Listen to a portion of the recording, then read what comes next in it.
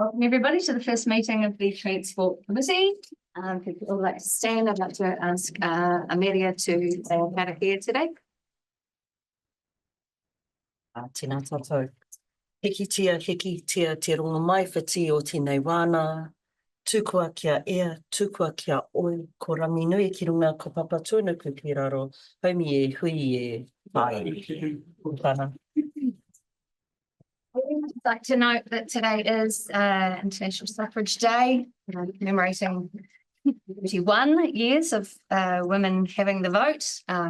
Senior women staff, female staff members and your elected representatives went to the VPW breakfast this morning and heard from Jan Henderson, who was High Commissioner to several countries, and heard her story.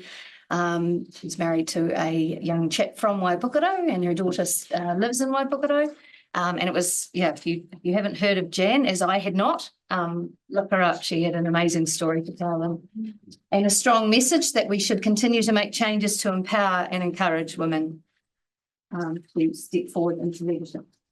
So that having said, I'd like to call for any apologies for today. We are all here. Declarations of conflict of interest. None. Would somebody like to move that there's standing orders, that the following standing orders are suspended for the duration of the meeting? 21.2, 21.5 and 21.6, and that option C under section 22 be used for the meeting. Do I have a mover and a seconder?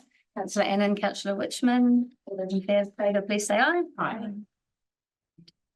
Confirmation of minutes, we have none as yet. So next on the agenda is the resolution monitoring report. Right, thank you, Madam Chair.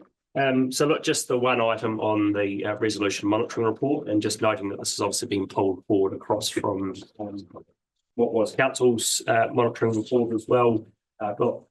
Self-explanatory. We have noted it as complete as well for this one. It'll be, and noting it'll be pulled into your form. Self-explanatory. Any questions of Mr. Tate?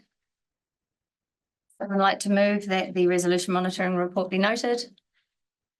Councillor Minahan, Councillor Annan, all those in favour, please say aye. Aye. Carried. Cyclone Gabrielle roading recovery update. George. Mr. George Mazangman is on her way to the States as we speak, yes.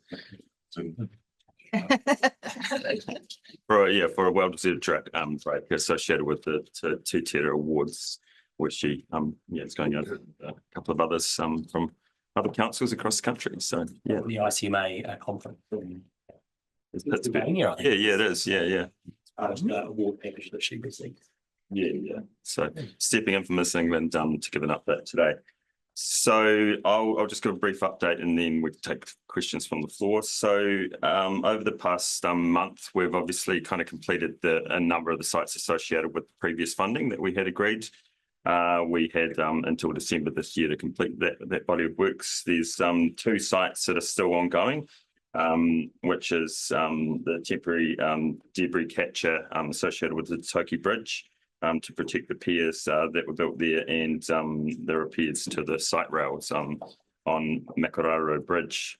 The focus is very much turned to planning for the kind of coming funded sites in the coming year. That has been relatively challenging. We kind of put forward a large body of potential sites, and we've had quite a number of them be questioned, and so we're just working through that process. Currently, we've seen positive noise from Wapiti here around the $11 to $12 million mark, and we continue to kind of have discussions around how we bring other sites into that.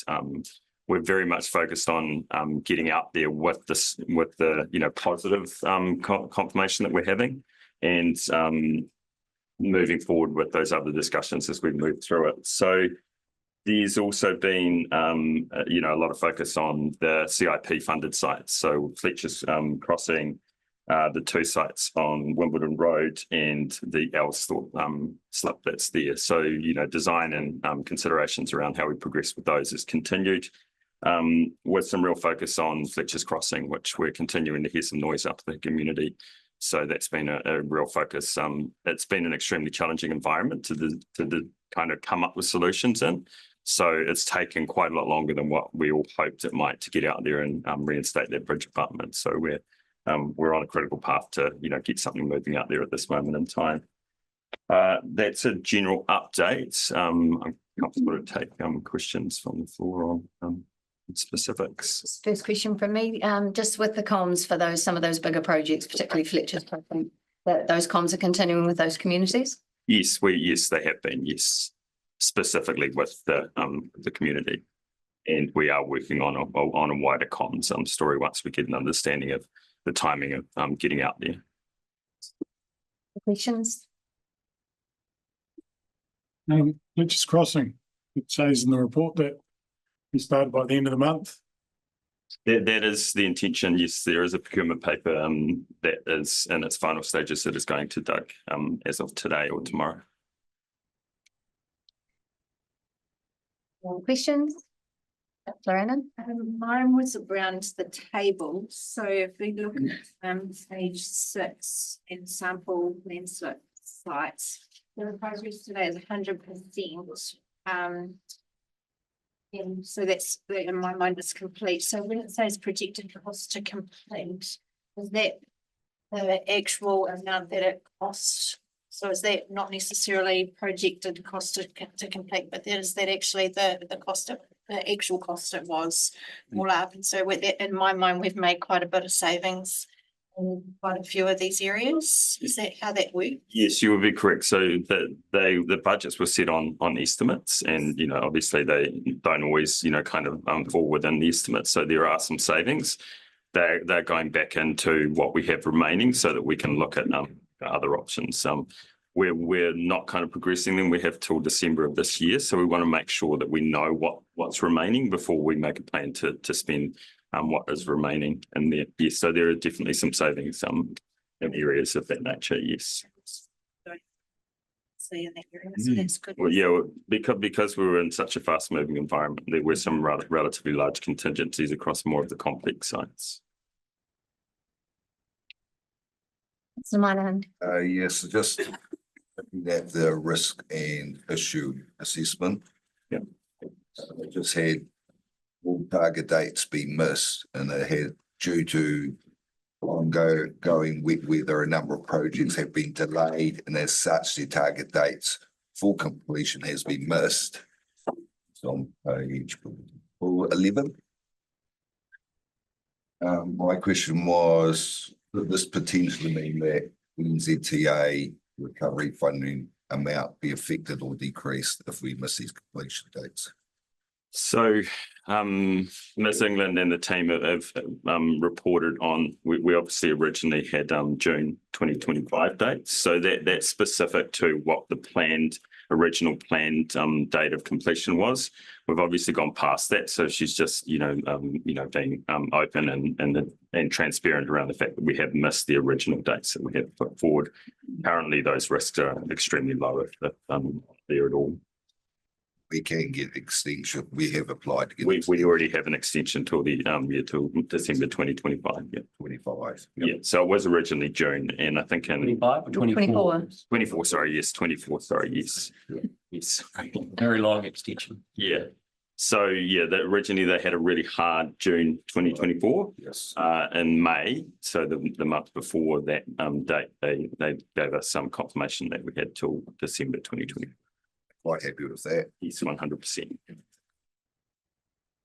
Through you, Chair, just additional comments relating to that. So looking forward over the next 9 months, the focus on the team now is to look at how we deliver the four sites and the additional circa 12 million that we're being co-funded from the NZTA to get that complete by the end of mid-2025. Yes. Yeah, very much so.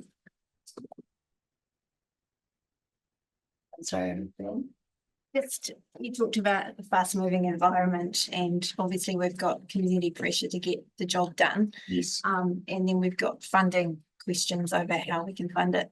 How are we building resilience? And like when we think about Elsort Road, Karakia and Wimbledon Road, one thing's for certain is our land keeps moving. How do we build in resilience when we're limited with funds and? Through you, Chair. That is an extremely challenging environment that we're navigating at this moment in time. There's obviously ongoing discussions at a regional level about, you know, what we're getting pushback on, and there's been pushback on a lot more than what we had pushback in the previous body of works. So, you know, the works we've done to this date feel like they've got quite a different set of expectations around what's being funded and what's not being funded.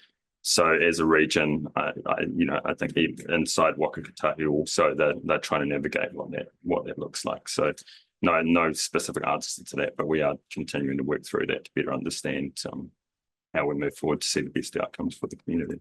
Probably just at a wider level, just recognising that most of the recovery funding has been to do substantially like with like, there's been very little for betterment or for some of the very, just reminding ourselves of what was some of the very early kind of recovery language about resilience and betterment, and it's not been a significant focus at all on what the funding has been like with like unfortunately resilience hasn't been a key focus. More to add. Yeah, just looking forward and just on that point through you, Chair, I think we're going to have to bring another conversation back to council on this. At certain sites, you know, where the land's continuously moving, it may be that the right thing to do may be to accept that it's still going to move, and we have an operational approach to restoring those routes as soon as possible. So we have a different approach to maintaining, you know, connectivity.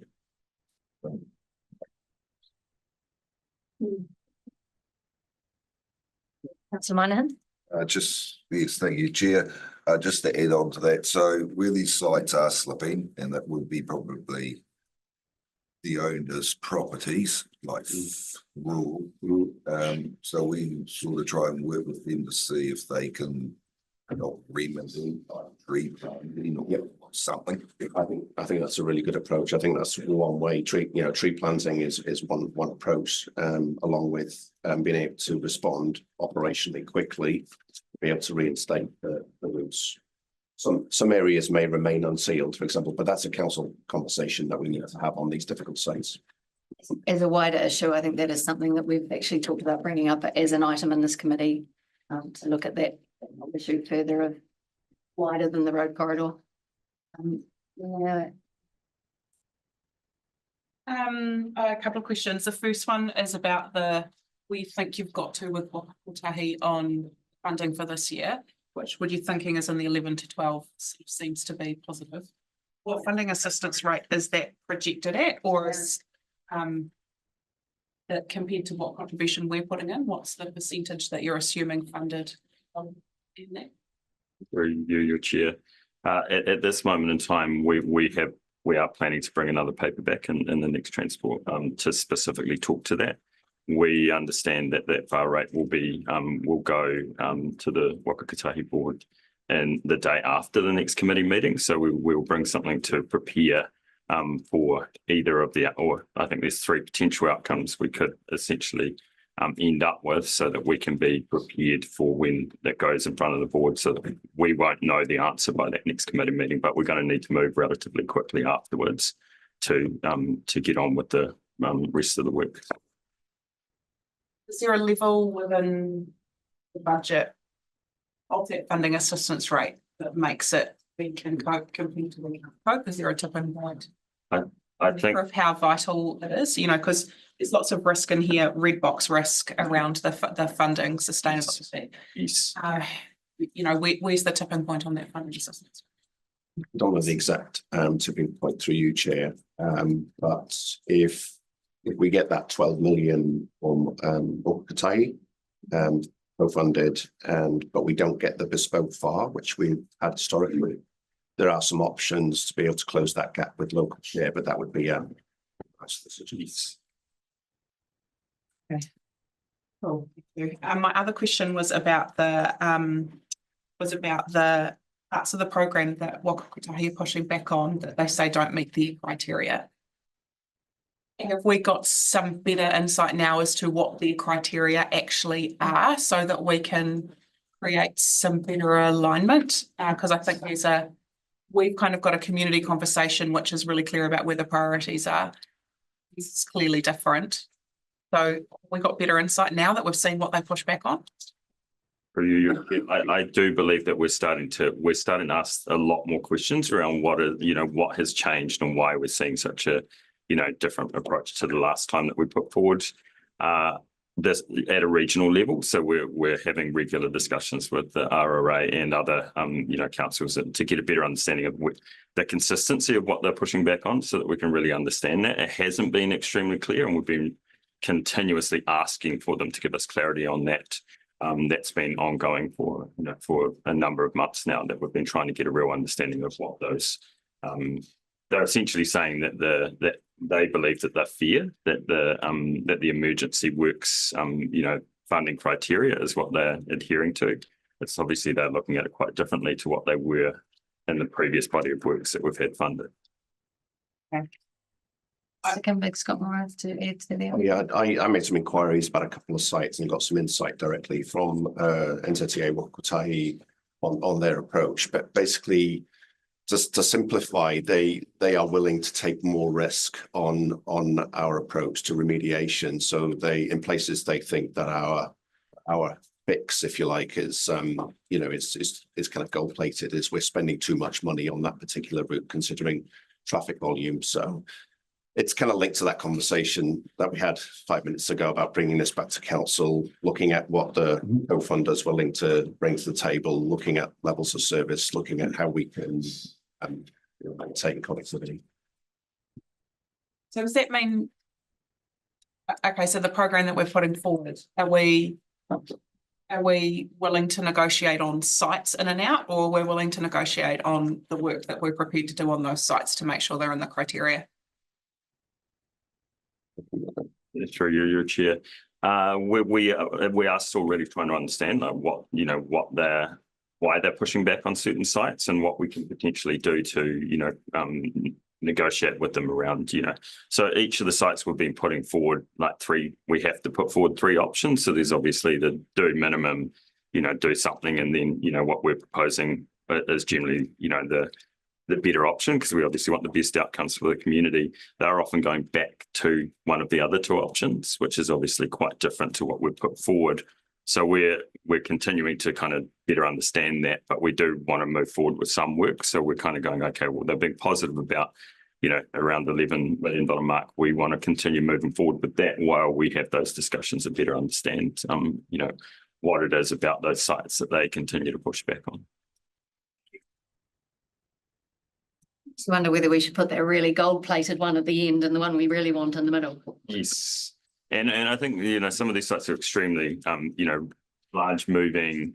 The Central Hawke's Bay, along with a lot of the East Coast, does have some, pretty complex, ground that we're dealing with. So they, in some circumstances, they see probably more risk in the fix than what we might. I think that came across quite clear in the example that Mr. Kinder was talking about, that they saw risk in the fix, so they see quite large costs in the fix, but then they also kind of go, well, is that going to fix it in the long term?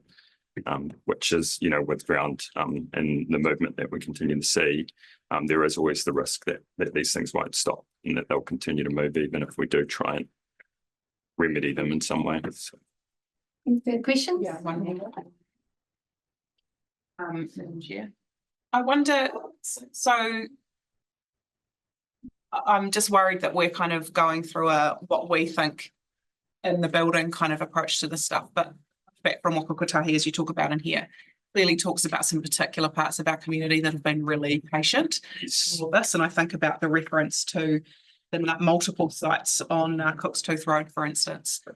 And at what point is the conversation actually to go back into that community about we're struggling to get certainty about how to move forward here? What are the ideas, the options, the things that we're able to and willing to trade off in terms of the sites being included, or about the work that we actually did with the sites? And I just, in terms of the risk that's identified in the paper that says we've potentially got a misalignment with community expectations and we're not going to be able to meet their expectations, is there some parts of this program we need to actually go back and talk to community sooner rather than later to help us get closer to reasonable expectations?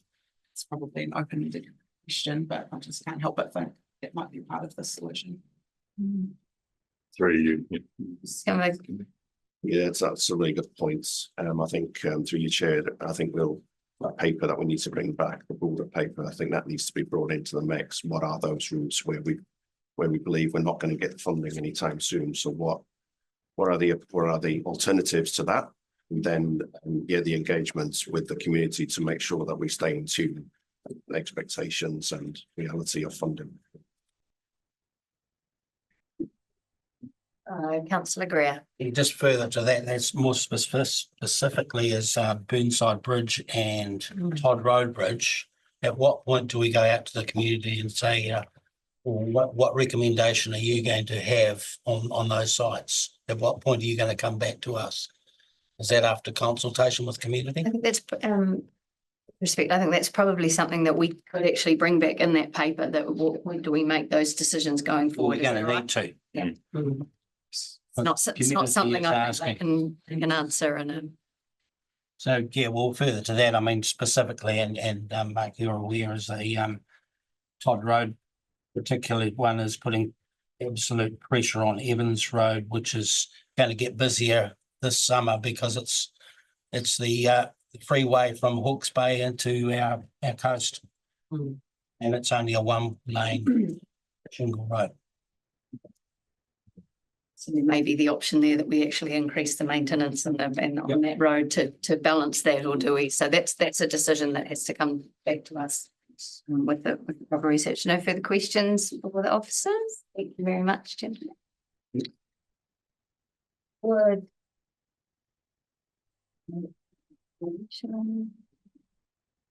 Does anyone have any comments? Would somebody like to move that the Cyclone Gabrielle roading recovery update be noted? Councillor Byrne, Councillor Minahan, would you like to speak to it? Further comment? All those in favour, please say aye. Aye. Great.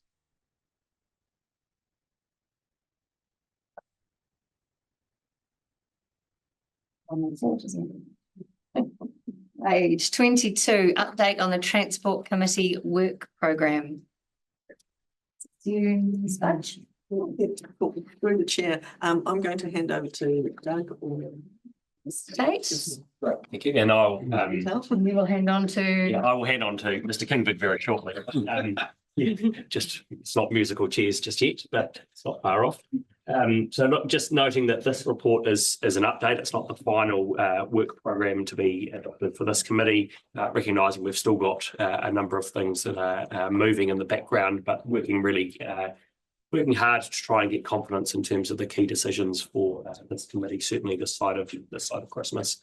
There are just a couple of key points in the front of the report, which on the discussion we've also just had, talks about our allocations and our programs in terms of co-contribution from Waitakere. So on that note, I will hand to Mr. Kay to provide an update on that. Okay. Kingford, sorry. Thank you, Chair. Yeah. So I guess on this particular paper, two main areas of interest are the money that we applied for through NZTA and what we've actually received, how that relates to what was in our long-term plan. So you can see in that table in the attachment that is there's a $5 million credit, I guess, which is equivalent to $2 million of local share. That kind of refers back to the previous conversation about we need to, bring the conversation back to council on how council want to, how they want to invest, or if they want to use that money in the transport space. Second point really is just a summary of the work program. So you can see there that we've got the procurement task. So we've got 12 to 24 months of procurement activity in the BAU space in maintenance operations. We've already had some of those conversations, but they're going to be pretty intense over the next 6 months as we move to awarding contracts towards mid 2025. Also, we've had the conversation on road hierarchy and levels of service, and we're going to have to bring a conversation back to this committee in October to finalise and endorse our approach and how that how that fits going into the procurement for our maintenance operations contracts. And then we've got just some check-in on the land transport section 17A. And also, you'll see that we'll be bringing a recovery update to you on a monthly basis, picking up on the last conversation, and we will add the just that broader network issue around how we tackle those parts of the network that we are not currently being funded for through NZTA. And then you'll see on the bottom of that programme some assurance papers. I think there'll be more than that going forward, but initially I thought it was a really good idea to bring some visibility over that annual programme, particularly in the renewals and maintenance operations space. We are, at the last count, we're resealing around 92 sites this year, so really keen to bring that visibility to this committee and just provide you a bit of an insight on, why we're doing those sites, what the reasons are, how it fits with the prioritisation that we previously discussed. And that's pretty much it. Questions? Just last thing, Madam Chair, is the letter that I've attached that I received from Nicole Rose, the Chief Executive of NZTA, and just particularly noting the expectations of the Minister relating to our continuous allocation program, expectations around metrics, certainly some numbers around potholes and expectations around how we are looking to transition to and implement the new risk-based temporary traffic management system. So that's certainly, we're well placed for a lot of those things on the basis of the improvement work that we've already been doing in land transport, but will need to be a continued focus for not just internally, but also this committee as well, in terms of how we appropriately respond to those. There are no doubt going to have to be some trade-offs that we make in terms of how we consider and approach those considerations or requests of the Minister. So just noting that as well for your visibility. Do we have room to push back on those, Mr. Tate, in terms of if we have community aspirations or aspirations around this table, what are the risks of not doing some of those expectations or not meeting some of those expectations? Look, I think some of that will come out as things such as potentially metrics passed down from the Minister. I think there will be probably a growing expectation of those, but not just probably using potholes as an example and pothole repair times. I think that's going to be some of the work that we're going to need to kind of work through ourselves. It's actually not going to be feasible on some of our network. We simply don't have the budget to go and patch potholes in every 5 minutes. So actually that's some of the work that we're going to need to work through as well, in terms of actually what is feasible, what is realistic for our community, and what is the trade-offs that we are willing to make. Again, I think that can be in a really diligent and pragmatic way that we can say, look, we might not be delivering on that metric, but we've got this approach on these types of roads in a much more considered way. So don't know that it's saying no, it's about saying what's right-sized for the future for Central Hawke's Bay. It's noting that the NZTA didn't meet its own pothole percentage in the RTC meeting last week. What's Laverne? Just through you, while we're on that letter from Ms. Rosie, it's said on page 4 of the letter that the low cost, low risk, our request did not meet the requirements, but there's a new $100 million fund. So what did we ask for under the low cost, low risk, and what can we ask for that will meet them? Through you, Chair, I don't have the detail of that with me, sorry, Councillor, but I know from previous experience and the GPS, the changes with the GPS, that they're the funding for that type of activity is reduced significantly as investments being prioritised in other areas.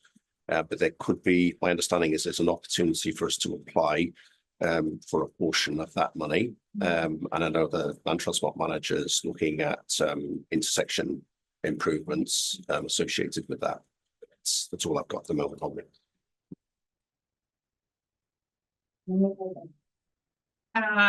Thanks for the update and how that LTP budget balances against how much funding we've got alongside. We've actually got between the 2 million that we've kind of put aside around the recovery offset, as well as then having that 2 million rates contribution, that now we've got a bit of scope around. That's actually going to be a really interesting conversation. So that's good to understand how big that conversation is. Also nice to hear, did you say 92 sites for resealing? Is that what you said? Yeah, the last count, that could be changing because they're still working, finalising the programme. It's a big number. Cool, but my question about the metrics and reporting is that an organisation-wide conversation, or is that just a land transport conversation? Because when we've pushed hard into metrics and performance, and I think about our financial reporting in the LTP, we struggle sometimes with the system that collects that information. So is it a problem that's going to sit just with land transport, or is it being escalated to actually a business-wide conversation? I've got a view on that through you, Chair.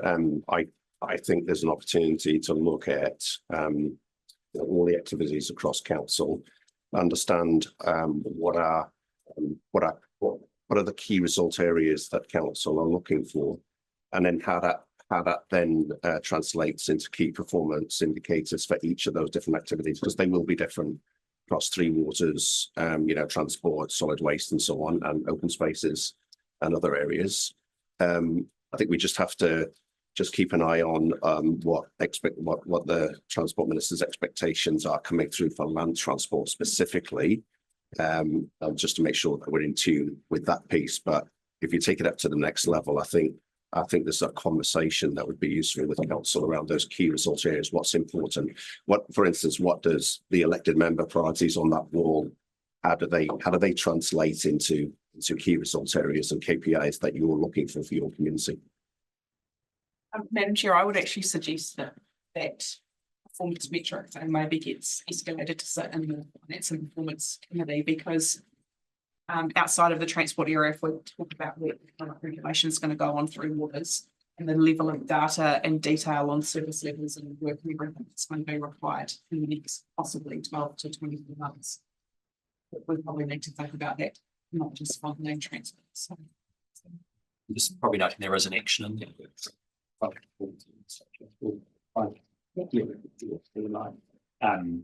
We just need to work through what that timing is. The questions for me, the 92 sites of resealing, what is the overarching, or how is a comms plan being looped into that 92 sites of sealing? Yeah, we're working through that at the moment. So what we're looking to do is provide more visibility to council around what we're actually doing. So you're not surprised by it, but also why we're doing it, what's driving the resealing, because I know from last year there were some questions around, why are we sealing certain roads? There's also an opportunity as well to engage directly with the customers, our community who are impacted by those sealing activities, to get some feedback on what was your experience like, because that we can feed that back into measuring the performance of our suppliers. So there's definitely that piece that we are working on at the moment to make sure that community understand what's being done, where it's being done, and how did it go for you, community. So need to yell from the rooftops that it is being done. Absolutely. Because we've been telling them all winter, or for the last 2 winters, that we've got to wait till it's dry, we've got to wait till this, so we usually need to tell them it's coming. Yep. Just to add to that, Chair, we're also, through the network corridor management work, we've got the teams strengthening that coordination across all the activities.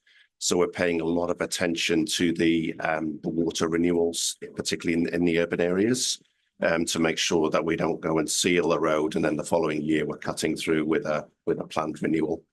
The idea is if that what we're looking for is if we seal a road, we don't want to be going in there for any planned work within a 5-year period. So that coordination level between Three Waters and land transport is strengthening. Does that come, I feel like I should be saying through you, Madam Chair, every time I speak. Does that come into a performance or a KPI or a metric in some form that can come to the Transport Committee about that? Looking back, a retrospective, have we gone back and had to dig up areas? Is there some way of saying that we're achieving that? I can't give you any guarantees looking forward, looking backwards, sorry, but certainly looking forward, want to be giving you visibility of that. Yeah. What I meant is, sorry, I wasn't very eloquent, is checking back. So not having it on the agendas now, but in a year's time or 2 years' time, then we can look back. Yeah. Yeah, because we need to understand how well are we doing it. And if we're slipping up or not doing as well as we anticipated, then what do we need to do? What do we need to do to improve that? And the other one was, I'm not sure if now is the appropriate time to bring it up, but and talking about the NLTP and what moves around and what we've been given and what we haven't. I'm going to ask you to explain something because when I heard it, I didn't realize this. What is the difference between if we do something that is not co-funded by Kotahi, what does that mean in terms of the life of that asset? So if we spend money, if we decide to, they haven't funded that, but we're going to do it anyway, what does that mean for ownership of that asset or ongoing maintenance of that asset?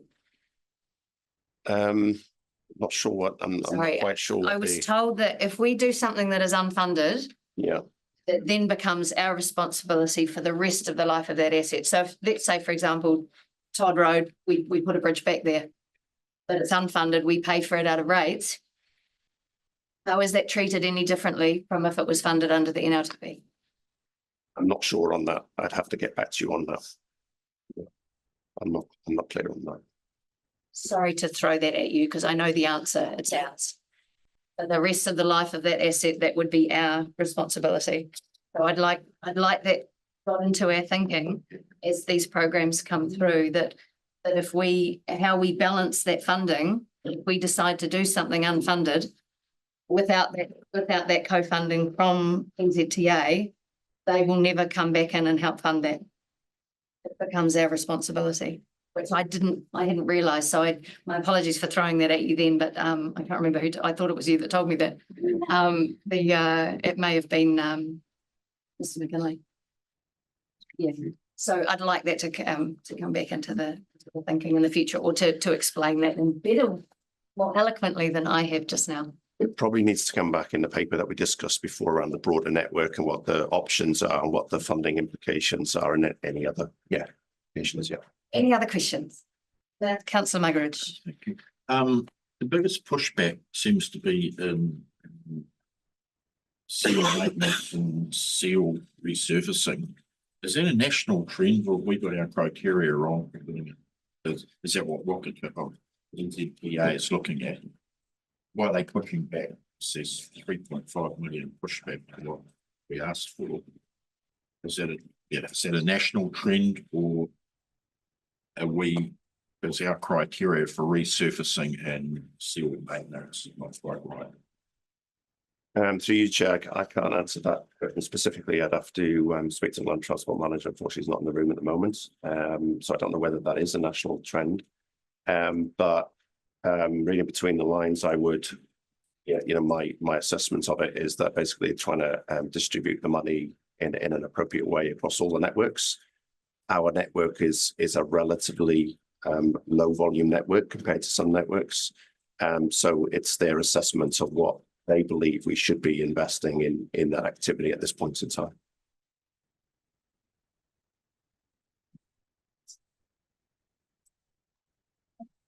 So I think there is a bit of a trend, and I think partly it's because there is there's been an increase to the National Land Transport Fund, but it hasn't necessarily been well connected to what inflation looks like in the future.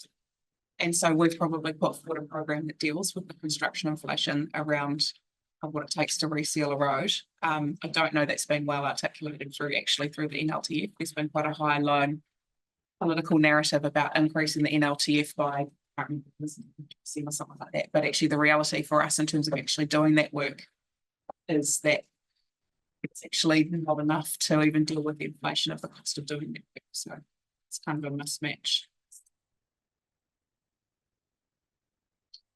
Any further questions? No, thank you, Mr. Givensburg. Would somebody like to move that the Transport Committee receive the update on its 2024 work programme?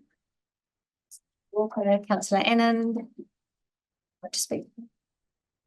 All those in favour, please say aye. Aye. Against?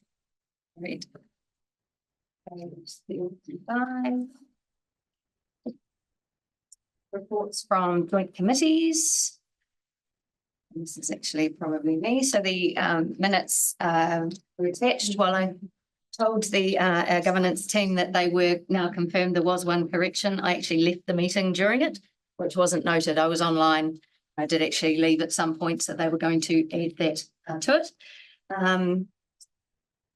So it's, are there any questions of the minutes? We do have a short verbal report to give to it. We had a presentation in a public forum, two presentations, in fact, at the start of the meeting. One was the awareness campaign around horses, the Pass Wide and Slow campaign. They're wanting equestrian to be recognised as a vulnerable road user.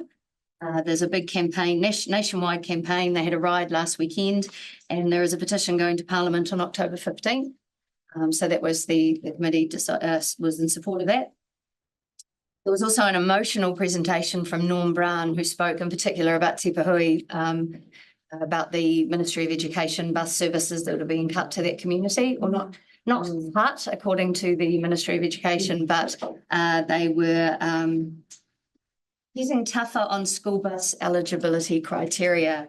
And after questioning that criteria, the policy itself has not changed in the 100 years of the Ministry of Education.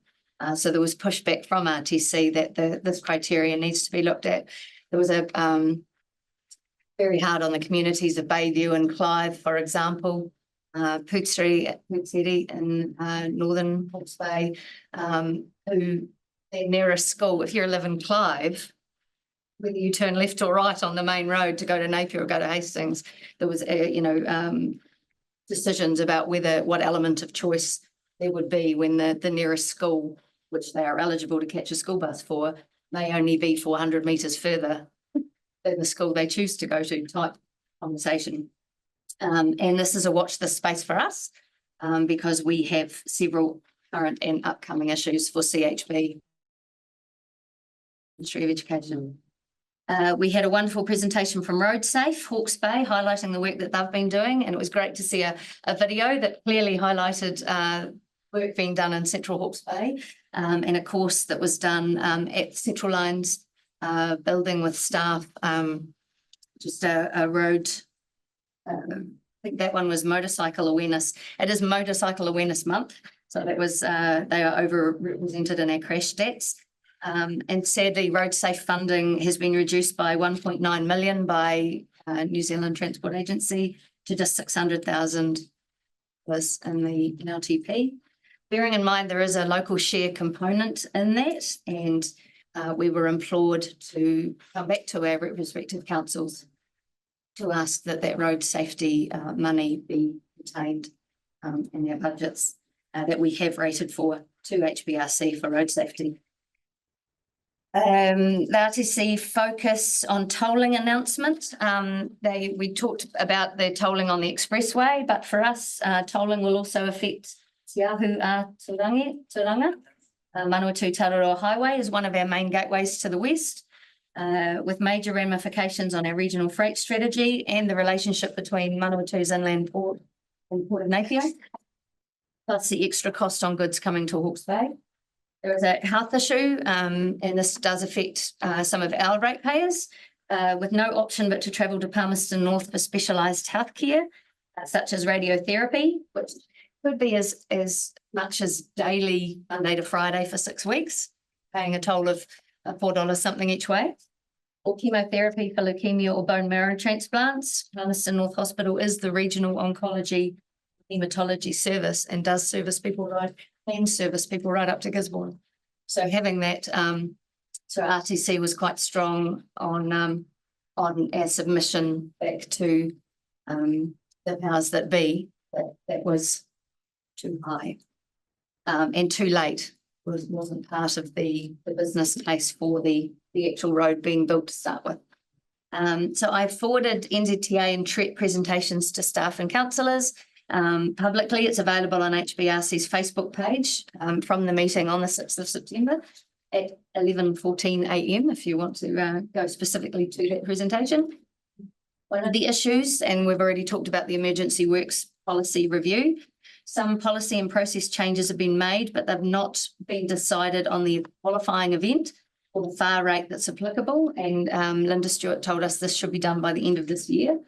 They've requested more work be done by NZTA staff from a meteorological point of view, as in what is a 20-year event, as well as what impact changes would have on NZTA's funding.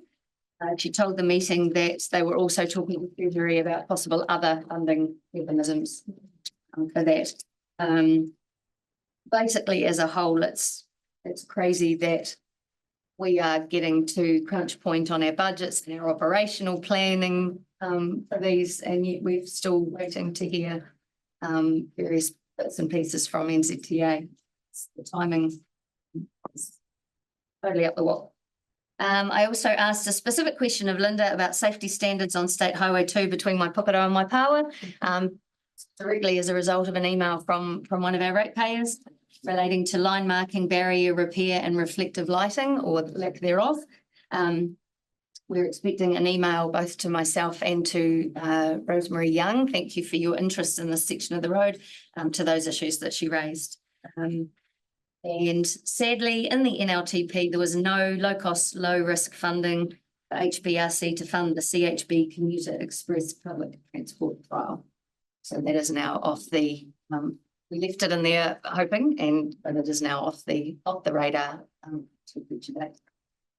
So thank you for listening to my Google report, which when you look at the minutes, to me, they don't give a fair representation of actually the issues that come up at RTC. So thank you for your understanding with my take on the meeting. Are there any questions of the minutes or from my Google report? Councillor Annan. Yeah, I was, there's mine is in reference to the PowerPoint that we were emailed. What is time of use charging as opposed to toll charging? Time of use charging is basically to stop congestion at certain times of the day. So, for example, if they know a road is really this pinch points and really busy between 7:30 and 8, they can put a toll in, then basically pushing for, so they're trying to encourage you to use that road at 6:30. Waiting to work. So is that possible that they could do that on the proposal for the 4-lane expressway? Is that something that they could potentially be putting in? I think they're just looking at it across the board at the moment. I don't know that there's any specific places where I would like to believe they'd look at some of the busier, more metropolitan areas before they came to. Councillor Byrne. Just can you expand on what is the alternate link between Havelock North and Waipawa? Is that Veronica Road or? Yes, and we have asked several times for CHBDC to be involved in those discussions, and we still have not been, according to Mr. McKinley. So they keep talking about this alternative route and making sure that the conversation has been with Hastings. And we're like, hello, it comes in to CHBDC area at the other end, but it is that alternate route. But it's at the moment not anything to do with us. Can you answer any further on that, Mr. Kimber? No, sorry. Do you want to go further to that, Mayor Walker? I was just going to maybe add to that. So it might be connected with that the Cyclone connection rather than the alternate transport. No, it's not. No. It's not the Kiwi, the cycling way. Right. No, it's actually so if something happens to State Highway 2 Right. from that end, State Highway 15. No, it's a Oh, that's the the River Road and particularly Artua Road challenges of having traffic go around on a detours. So we, yeah, so Mr. McKinley brings that up with me every time it's in that report. We haven't yet had a satisfactory response or contact from the ZTA, so I'll bring that up. We all operation. Adana keeps one of the sites. And I stand to be corrected if it is not a Haranaki. Potentially it could be Middle Branch, having that, I suppose. Yeah, I think it's more to do with the river. But if you can't get across the river, you need an alternate route. That's Richmond. I think you, just in terms of the tolling system they're gonna have in next year. Was there any, discussions around upgrading around Pahia Tour Road, that one, the alternative road, the track? As far as I'm aware, both the saddle and the track, they go to Tararoa District Council. Once the new road is open, and that is the Tararoa District Council have been very vocal thus far, and have started a fight against the toll on that road, because all it's going to do is push traffic back onto those that have never meant to withhold this amount of transport for such a lot of traffic for such a long period.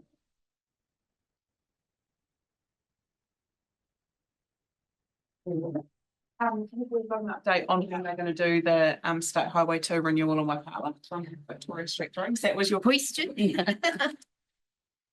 I can't remember exactly, but I did make a pointed reference to it to Linda Stewart at the meeting. That was an area of much concern for us, and that we just get in and get it done.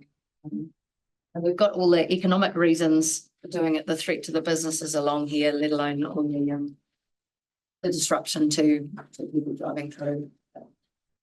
So no further update, but they were all reminded. Oh, Mr. Kimberg. Just on that point, I have written to the regional manager in the transport agency at the beginning of this week. My understanding is that renewal is due to be starting in October. I'm just waiting for confirmation on that, and I've also explained that we need communication with business owners as well, and not just come in and we have following our conversation. While you're up, Mr. Kimberg, does that any other work that we can do under that road at the same time while we're there, and in reference to a previous conversation about not doing it last road? I don't think so, but I'll double check. I understand we before I start, I think it was a couple of years ago, we did a water renewal, I think. Yeah. Double check. Which is when Wakahi originally committed that they were going to do the rehab. Any further questions relating to the report or the presentation that was sent? Would somebody like to move? Who's gone to sleep? That the minutes be accepted. My report. Wrong one. Receives the Regional Transport Committee minutes from the 12th of July. July 2024. No, it's the. These are the 6th. Are these not September minutes? They're July minutes. Minutes in 12th of July. July. Sorry, so what I was telling you about was the one that happened on the 6th of September. Would somebody like to move that the minutes be accepted? Councillor Witchman, second, Councillor Byrne. Anything to comment? Those in favour, please say aye. I just became the chair. Anyone against? Carried.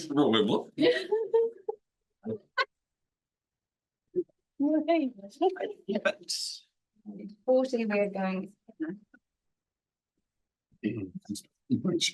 Yeah, so recommendation that the next Transport Committee meeting be held on the 17th of October 2024. I'd like to move and second that. Councillor Greer, Councillor Byrne, all those in favour, please say aye. Aye. Against? And item number 8, public excluded business. Recommend. I will pause. So, We're now moving into public workshop where I believe I vacate the chair. so just on that, thank you, Madam Chair. That's a lovely first transport meeting. So we now have Dr. Nick Peake, who's the CEO of Hawke's Regional Council, and the Chair Hinawai Ormsby and other staff here for a public workshop for 2 hours. So we are going to just pause for morning tea now. So we'll just pause the video for those that are online. We will be back live streaming in about 15 minutes. With that, we'll pause the committee meeting there and come back and reopen in public. Right.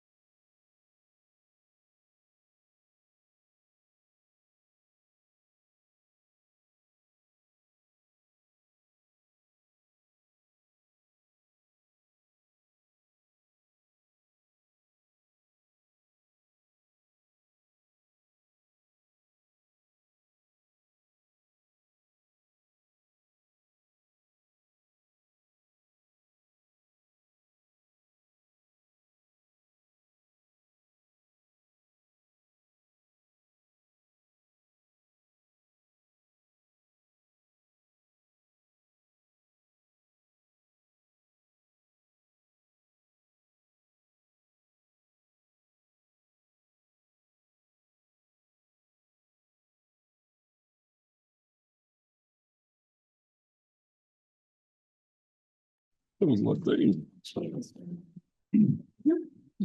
A few. Kia ora koutou katoa. A very, very warm welcome to our Hawke's Bay Regional Council friends today who've filled up the room with your people and supporters and even Ken, who's come along to check out what you've got to say today. Welcome, Ken. Other members of the community will be able to be following and hearing some of this conversation on this public workshop through our YouTube video stream.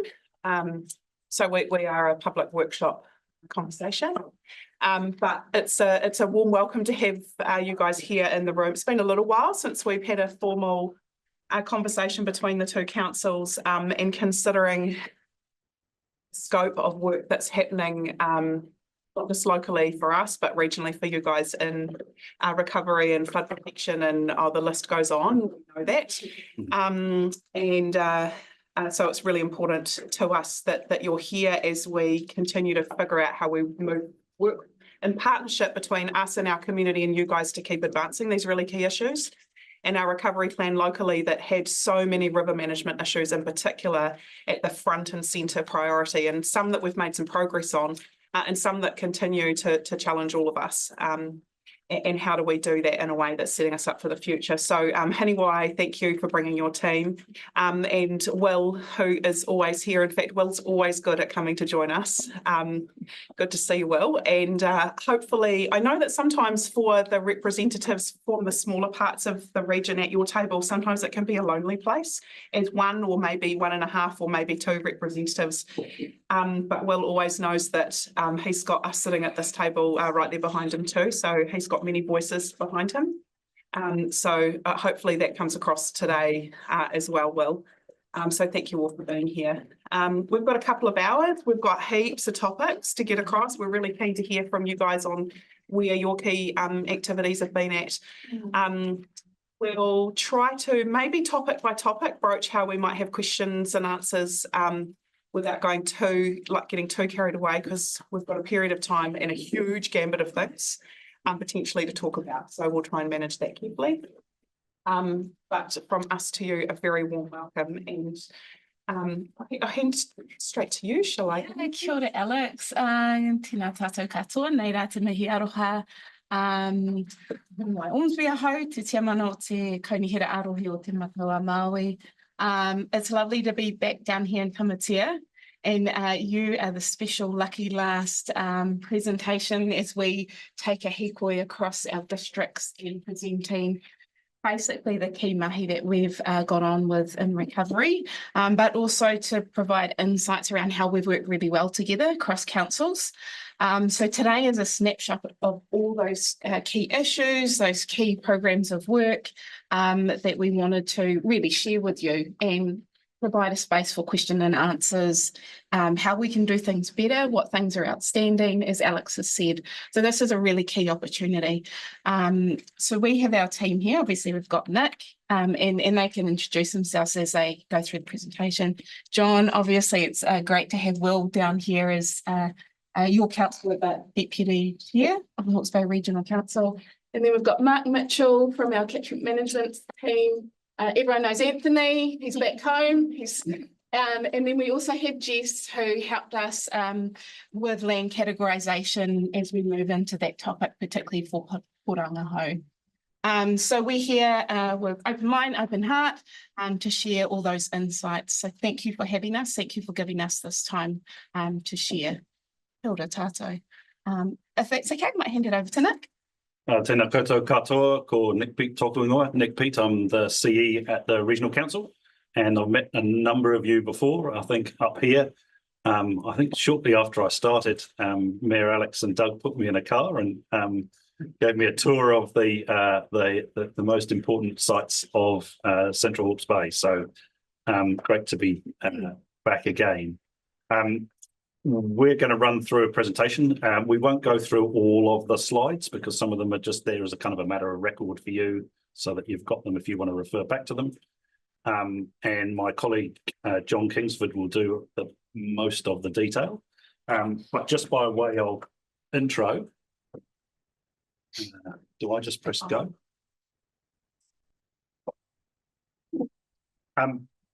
obviously key things that talked about from Mayor Worship, Mayor Alex and Doug in advance of this, that you particularly wanted to get into the Upper Tukituki flood scheme, both kind of the repair work that's been done, but also look ahead to what's to come.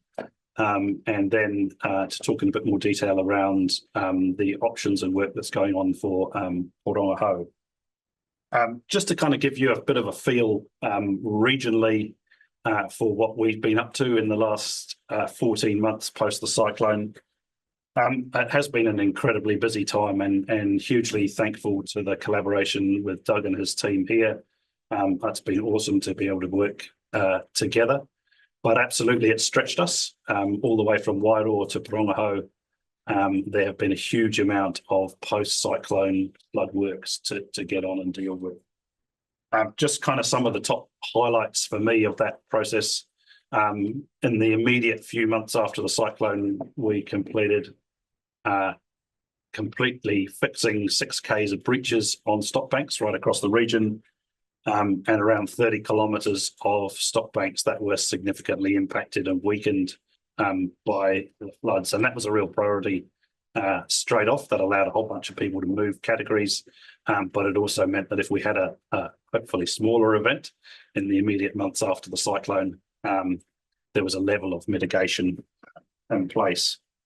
A critical part of that has also been around securing lifelines, and you might have seen some media recently about some work to secure the gas pipelines that go into Hastings, and that's now done and completed. Equally dealing with rapid repairs around particularly bridge abutments and so on as key lifelines. A major part of the work that's been underway has been around categorising land, and it's been based on risk to life, and we'll talk about it in a little bit more detail. But that work was largely completed last October in terms of identifying all of those places that were in Category 3. Talk a little bit about what that means. Thankfully, at this point, none of those Category 3 locations in your district. Also ran and delivered a massive silt and debris program. So that's moved millions and millions of tons of silt and woody debris right across the region.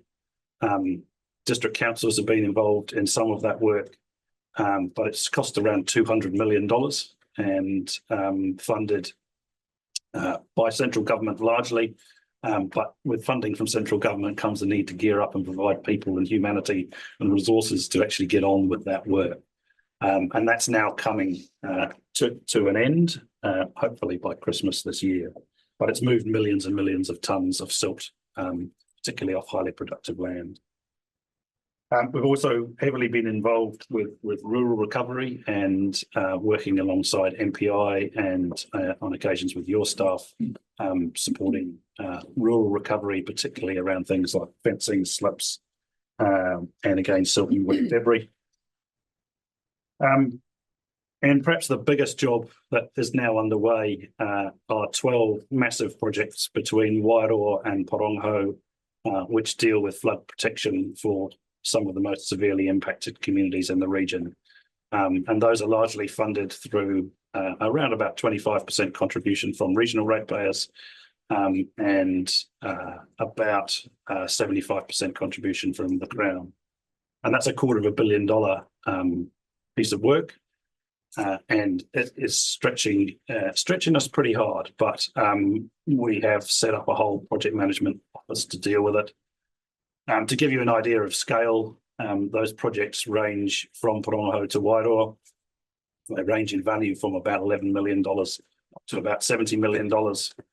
And as a organisation, we're going from a capital spend in an average year of around $5 million to a capital spend of around $50 million per year for the next 5 years. And so that takes quite a bit of growing the plane whilst you're flying it. So some big jobs ahead of us, and we'll talk in a bit more detail around Porongaho.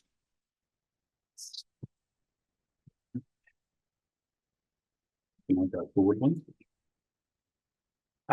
Cool. So just in terms of some of the flows of information that occur, before I hand over to John to take you through the detail, We publish our cyclone recovery reporting regularly. That's available publicly. Doug and myself and the other chief executives share an update on all of our flood protection programs on a monthly basis.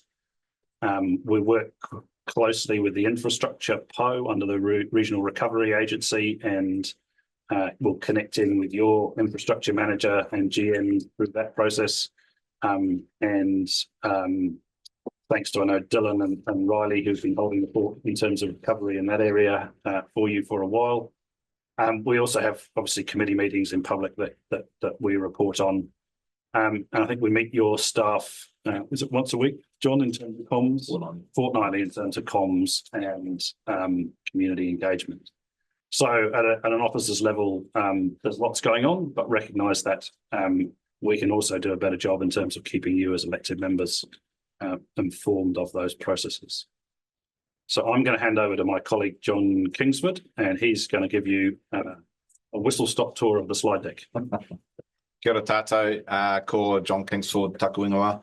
I'm the manager for regional projects at Hawke's Bay Regional Council and also the program director for our Niwi program of work. I'm going to take you through the detail, thanks Nick. And we'll try and move quickly through slides that may not require as much attention. I guess to start off with, just a bit of focus on the Upper Tukituki flood control scheme. You're probably reasonably well familiar with this. Constructed in the 1980s, covers the low-lying historic river plains of the Upper Tukituki River,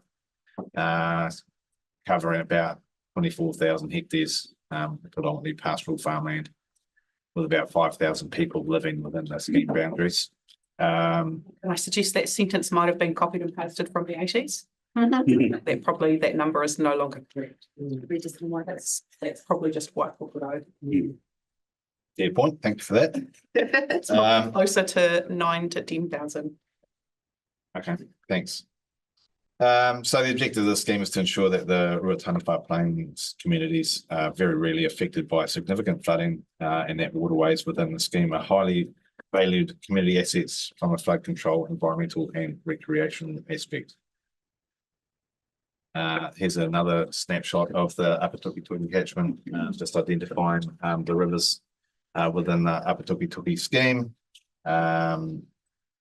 with a few locations identified there. We'll move through a bit of the detail on how that was affected during the cyclone. So key recovery work that we're focused on in Central Hawke's Bay. The rapid rebuild was the term that we applied to our immediate efforts post-cyclone.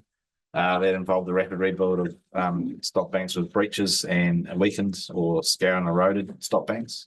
So there's a bit of a list there of the stock banks that were the focal point of our efforts during that time. And some scour and erosion there around the town and Upper Tukituki. As well as stock banks, there was also a lot of erosion of riverbanks, a few identified there. We've done a lot of work in erosion protection that we'll touch on a wee bit further. I think everyone's familiar with the Waipawa River upstream of State Highway 50 bridge and a number of sites on the Makarītu, including the gas main that Nick mentioned, and that work was recently completed with some great work done there. There's also, it would be fair to say that it's not just around the rivers where the Regional Council have been busy. There's been a lot of work from our rural recovery team. Nick's touched on that earlier in the preso, so I'm not planning to dwell too much on that. This, if you can see it, is a map of all of our stock banks within the Upper Tukituki scheme. Where you see yellow, those are stock banks that remained intact post-cyclone, and areas of red are where we had a breach, and orange is where we had erosion or scouring of stock banks. So not too many locations, but it doesn't take much to have a huge effect there. what we have down there, downstream of Waipawa is the Walker Road site there on the true left bank, which is probably the most notable of our repairs. Upper Tukituki scheme, gravel extraction has been quite a focus of recent years. This was co-funded by Kanoa through our IRG, or our Infrastructure Reference Group program of work. For our gravel extraction activity, we had a budget of $8 million, and the target for that money was to extract 800 cubic meters of gravel from within the catchment.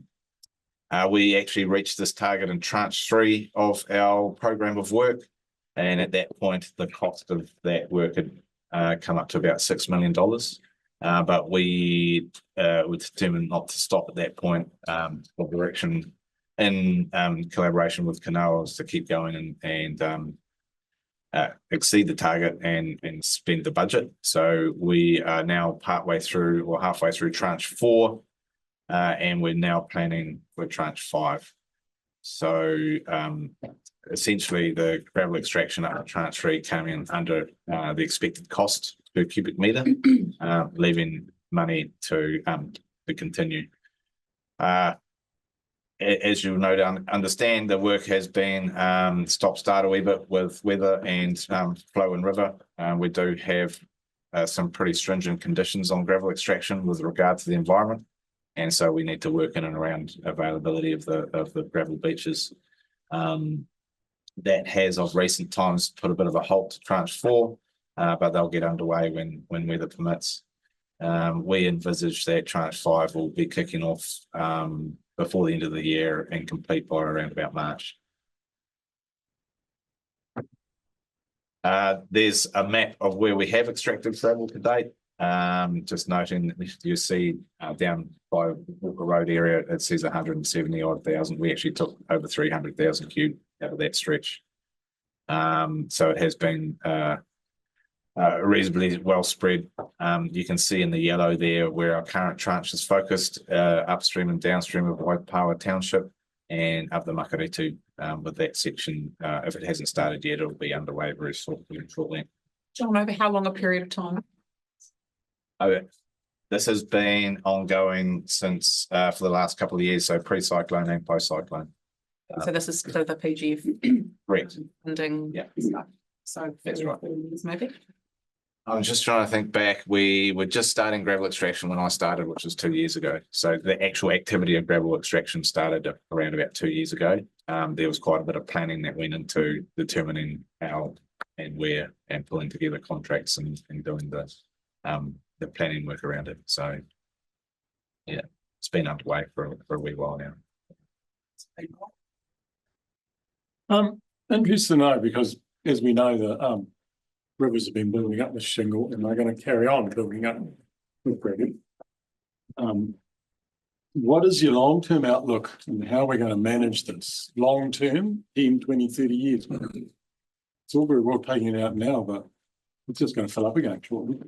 Can I suggest that that's a fabulous on-point question, but probably when we get to the next steps around the review and what we do next, is that probably the best place to talk about that in the context of the review? Certainly the review will shed some light on future for gravel extraction, I believe. And certainly I think in our current climate with such a huge volume of construction work underway, particularly around roads, there's going to be quite a demand for gravel. So the question comes down to, do we have to fund extraction of gravel, or is the industry going to take care of it itself? And there'll be probably a balance in that space. But it doesn't come for free, so it needs to be funded. Certainly just recognising that Chilean needlegrass did place some restrictions on the activity of extraction. Our team worked with the biosecurity team to identify how we could go about extracting gravel under those restrictions. So it didn't stop us from extracting gravel. It just placed some restrictions on how gravel could be used in its end source. That meant that the Chilean needlegrass wasn't an issue in that space. We'll probably come back to this. It's touched on that. To help with any questions if you got some at the end on Chilean needlegrass. Yeah, thanks. So just touching now on design and flood control standards, and this is the case for our rapid rebuild work. We repaired to what the level of service was pre-cyclone. So that's a 1 in 100-year event, or the more technical term for that is the annual exceedance probability of 1%. And there's quite a bit of work that went into that to determine what that appropriate level of service was, and that's a standard level of service across the country. In 2015, LTP, Hawke's Bay Regional Council, consulted on the potential to move to a 0.2% AEP, or a 1 in 500-year standard, as a response to climate change. And there was some upgrading stock banks funded through the Kanoa program. Prior to that, we were funding around $1 million per annum in the Hiratonga scheme. In today's terms, that would fund less than half a kilometre of stock bank a year, which doesn't gain much. All of that upgrade work to 1 in 500-year level of service is on hold pending the scheme reviews. But some key factors that go into determining our design standards, there's a list there on the side. It really does depend on available material for construction. That will also influence compaction requirements, freeboard standards. So we allow for a certain flood height, and then we'll put a freeboard allowance on top of that takes care of anomalies such as wave height within river flow, wood debris, and other anomalies such as that are hard to design for in a flood flow. Certainly now in our work that we're doing post-cyclone, climate change is at front and centre. And so we've developed a standard for climate change with regard to how we design our future work. So John, just on this one, in terms of what's the work that you've done in the rapid repair of the stock banks, was that to an old standard just to reinstate, or was it a new standard? Just can you talk about the rapid response? Yeah, thanks for that question, Madam Mayor. So in the rapid rebuild, our brief was to repair back to the pre-cyclone level of service, which was a 1% or a 1 in 100-year level of service. So basically to the same height, the same crest width, and the same batter slope. The scheme reviews that are underway currently will give an idea of what the future of the scheme may look like, and whether the 1% AEP is still appropriate or not. And if not, how do we lift our level of service? And that could happen in a number of ways. As part of our NIWI program of work, we do have funding there to lift areas of stock bank that have been repaired post-cyclone to the post-cyclone 1% AEP. So that work is underway at the moment. It's with our engineering team. Our capital delivery team, or our IPMO, has not received any work in that space yet, but we expect that will be landing in December before the end of the year. And that includes locations here? Yeah. I think the good news for Waipawa, is it's still at 1 in 100 post the cyclone. So you have post-cyclone protection of 1 in 100. The thing that Waipawa needs is some additional freeboard. So that NIWI funding, and John will talk about it a bit more. The top two priorities of that is to add the freeboard to the Waipawa stock bank, but you haven't seen a downgrade in your level of protection as a result of the cyclone for Waipawa, which is a good thing. That's kind of in the next steps. Certainly with regard to the 1% AEP, or 1 in 100-year level of flood protection, the awareness that people have out there in the community is a good question.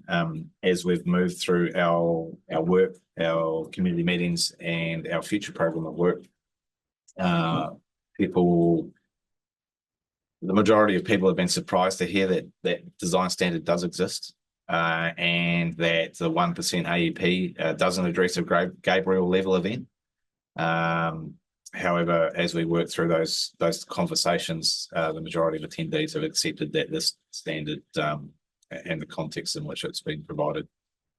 So we're just beginning those engagement pieces in Central Hawke's Bay. We obviously have our monthly updates going out to projects progress.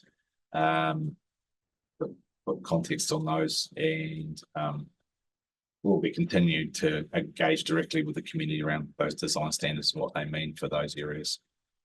Certainly the post-Gabrielle 1% AEP level is higher than the pre-Gabrielle.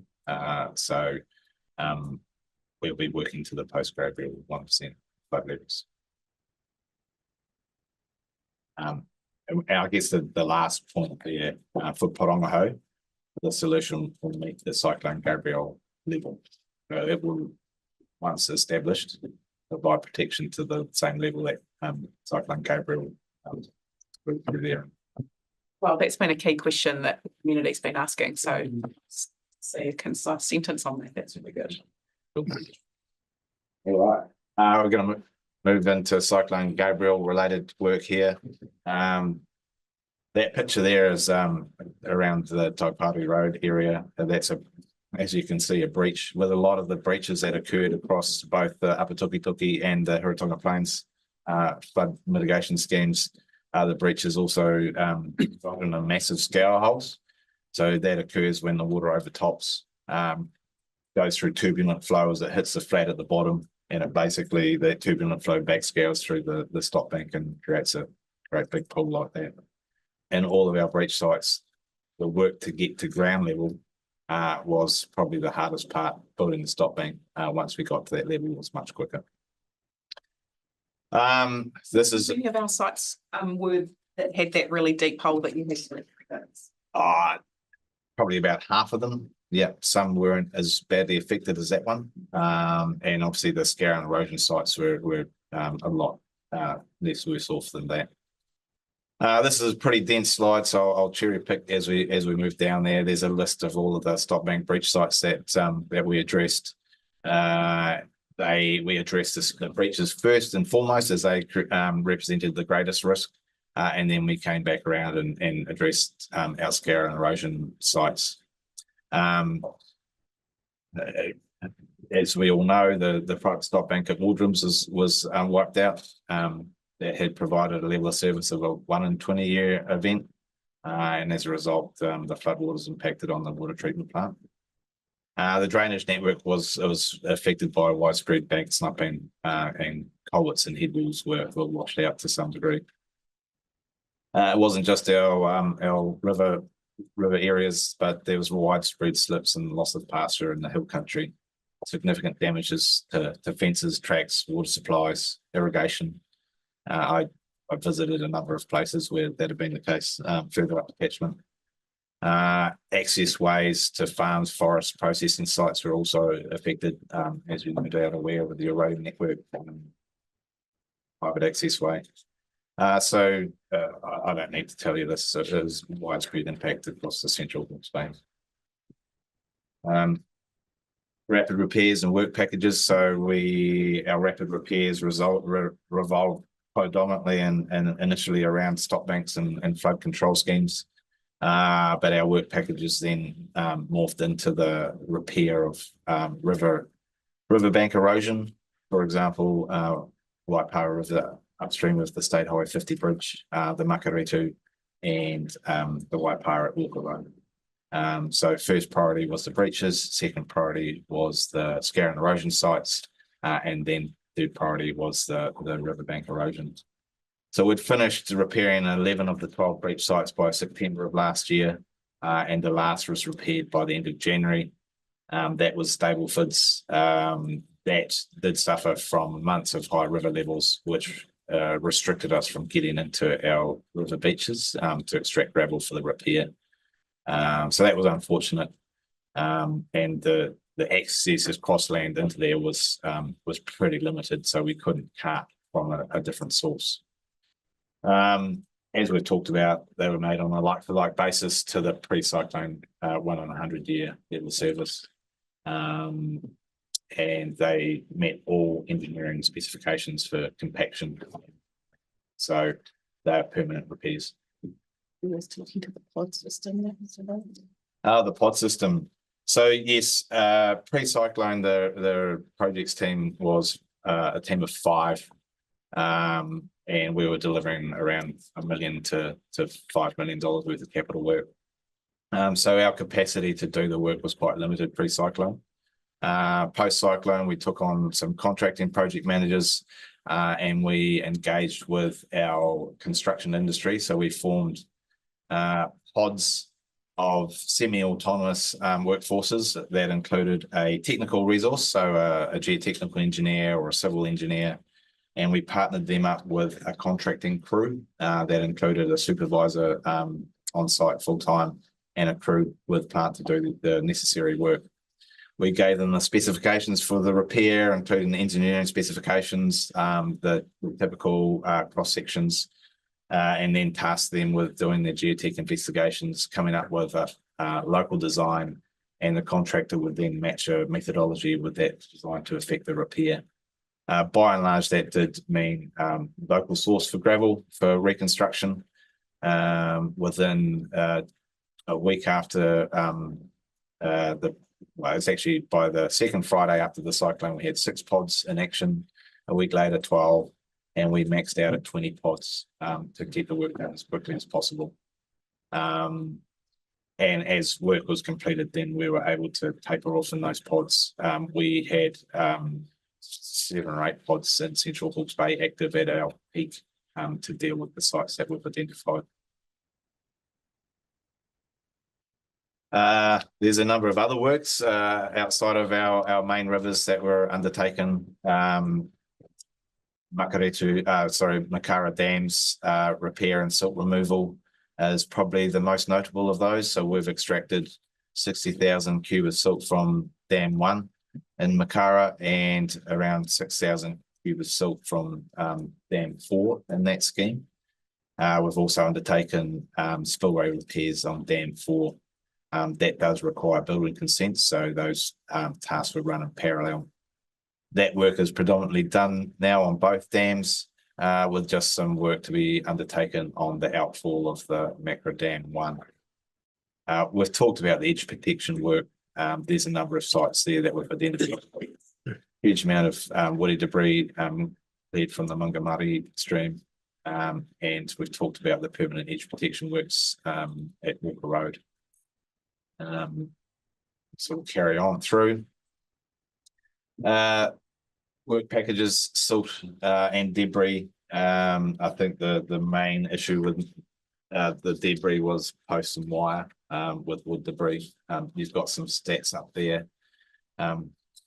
Karakia Beach, almost 4,000 tonnes of material removed from there. 170 tonnes removed from the Waipawa. A lot of sediment and debris collection and depositing. Around 12,000 cubic meters of silt there. So that generated a number of jobs, as you can see there, and a few other ancillary works there that was coupled with that work. We received $10 million in further funding to clear vegetation blockages from upstream catchments to prevent that moving downstream and hitting bridges. So that was also of benefit. I think worth mentioning when we're talking about bridges that we're working really closely with territorial authorities around the region to look at bridge design as rapid repairs of transport infrastructure occur, to try and make that bridge design as resilient as we can in future flood events. We will never prevent there being an amount of woody debris in rivers. So it does require us to think more broadly around bridge design. And the political value of having Mayor Alex and Chair Inouye and others working nationally is that some of the biggest challenges we have with infrastructure are actually persuading the likes of Kiwi Rail and NZTA to improve the resilience of those pieces of infrastructure, and because they're critical to how we deal with future events. Sorry, Jim. Don't be. It's good intel. Just a couple of shots of the Walker Road breach repair. The photo on your left is immediately after the repair. So we've undertaken a lot of gravel movement to relocate the main branch of the river to the true right bank, and undertaken some temporary tree slotting across the breach site.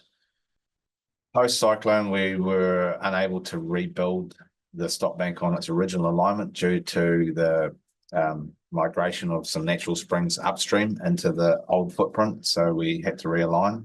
And the photo you see on the right there is that realigned stock bank nearing the completion of its main construction prior to retopsoiling and grassing. At the completion of that, we've also undertaken a lot of temporary tree slotting along the riverbank proper, and we've completed permanent edge protection works with rope and rail and concrete falling structures upriver on that bank, upstream of the main stock bank to provide some additional protection to that stock bank. So just John, on that one, is there, with that being kind of a new configuration, is there, when we have weather events, are there ways that you go back and monitor kind of the performance of it, different levels to truly understand that the engineering solution you've put in there is actually fit? Yeah, our engineering team regularly inspect. They'll be regularly inspecting the edge protection work, which is probably the first line of defence to the stock bank. So they'll be looking to make sure that performs as intended through the design. It'll be a progressive level of performance. The edge protection will slow water down on that bank, and by slowing the water down, material will accumulate upstream of it. That'll be gravel, it'll be wood debris as well, and that'll all help to rebuild that bank. So over time, you should see it progressively migrate out. They'll inspect the stock bank as well to ensure that it's well protected and performing as it should. Yeah. Coronation Park, this is a photo taken post repair, but pre the capping of that with a limestone track. We did our best to prevent vehicular traffic across that, but we were unsuccessful. So instead of fighting the tide, as it were, we kept it, just recognising that people were going to drive, ride, or walk along there, and provide an extra level of protection from what we see there. Back to you, Nick. I'm not sure how much you want to go into the detail of land cats, but I'll do it. So I'll do a really brief summary. But this, I guess, across the region was a really massive piece of work for us. So together with the Crown, who initially set the policy in place, the regional council got given the job of identifying those places in the region affected by the cyclone where there was an unacceptable risk to life. And very broadly, that meant that areas got categorized into three essential zones, if you like. So category 3, unacceptable risk to life, can't be mitigated. So there's no opportunity for us to be able to build flood mitigation to reduce the likelihood of future flooding that would threaten life. And pleasingly, there've been none of those areas for Central Hawke's Bay. But there are significant areas across the rest of the region, and it's a really tense and difficult process to go through with communities. Category 1 allowed people essentially to get on with their lives, and a real priority early in the piece was the rapid repair work that John has talked you through, allowed people to move into Category 1, deal with any of their insurance, and essentially be back to a normal world. And then there was a set of categories 2P to 2A, which dealt with communities where there was uncertainty about whether the risk to life could be mitigated or not, with 2C likely to be a community-based scheme, 2A potential for a community-based flood mitigation scheme, 2P where there was maybe an individual thing that a landowner could do in their own property. It all flowed then through to government funding, and government was then willing to fund on a 50-50 share property buyouts for Category 3. In this part of the world, they weren't prepared to fund 2P, but they were then prepared to fund flood mitigation for community level schemes in 2A and 2C. And Horongaho for you is the one of those. There are another 7 across the region. I won't take you through that. You can have that as a bit of a record, but if you've ever got any questions about land categorisation, feel free to give us a shout. And my colleague Jess Easton has been our legal advice through this whole process, and she's worked across both this region and Tairāwhiti in terms of making sure that the process that was followed was robust. This is just to give you an idea of scale. So in total, in February, March, April, May, June, July, August, September, October. So in the 8 months post cyclone, we, with the support of the TAs and including your team here, needed to go through this land categorisation process and go through 3,000 properties across multiple areas. So it was a massive amount of work, and you'll appreciate how difficult it was for communities seriously affected. That gives you an idea of the numbers of properties involved. So remaining places with category 2A, Horongaho, and we are now in the final stages. I thought we were going to be there a little bit earlier, of being able to move Horongaho from 2A to 2C and be working with your comms team around doing that, I'm hoping, in the next 7 to 10 days. So that will be the last place in the region where we had that layer of uncertainty still there. What that does for people is it often unlocks their ability to deal with their own insurers, where that has been a problem for them. Not every insurer takes that view, but most insurers have taken a view that once a place goes from 2A to 2C, then that means we're on the way to building the flood protection. The idea of that flood protection work, which we'll talk about for Horongaho, is to get those properties from 2A, 2C next, and then to category 1. And we don't have to wait till all the flood protection has been built for them to go to category 1. We just need to know that we have the design, we've got the ability to get the resource consent, we've got the money in place, and we've got a critical issue is the interest in land. So you'll appreciate that when you build flood protection in existing communities, it's very different to going and building a stock bank out on rural land or on land that the council already owns. So there's a complex negotiation to go with people. Sometimes that results in purchase of land, and sometimes that results in some sort of legal easement so that we can access and maintain the asset into the future. And certainly if we're dealing with whenua Māori, we have no interest in alienating people from land. There's been a long enough historical struggle to have the land that people have got. So it's all about trying to create easements and an ability for us to go on and maintain the flood asset rather than us looking to own that land.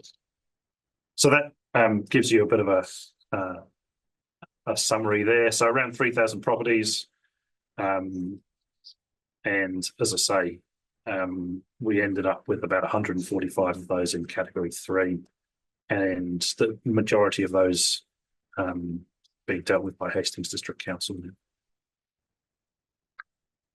think I'm over to you, John. Well, we'll see what the next slide says. Oh no, no, back to you, Nick. Back to me. Yeah, sorry. Okay. So again, I won't do these in detail, but just to give you an idea, and your council will have faced it the same as our governors have. The cost and scale of this work is huge. So we collectively, and thanks to our chair, your mayor, the collective of mayors around the region negotiated with the Crown, and that brought together transport packages that you're working on, the flood protection packages that we're working on, and property buyout process, without which none of this would be affordable. But like you, it's put huge pressure on our rates just to repay the interest, or to repay the local contribution that we make, which is roughly 25% with the exception.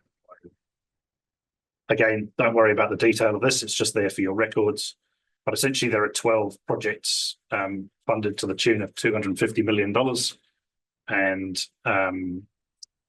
those cover all those 2A and 2C communities, but they also cover some critical things, which we'll talk about in a few minutes, around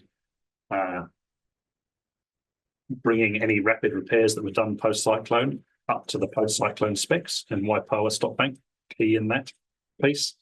And we'll talk to you a little bit about telemetry and flood monitoring, because there's been a significant investment in that. And we're also investing in several places in things like new pump stations. We've also gone through the pretty painful process of laying all of our processes open for the last 20 or 30 years since the days of catchment boards, via reviews, and then looking at what the future might need to look like. And we'll finish this presentation by asking you how you might want to be involved in giving life to those reviews as a district council.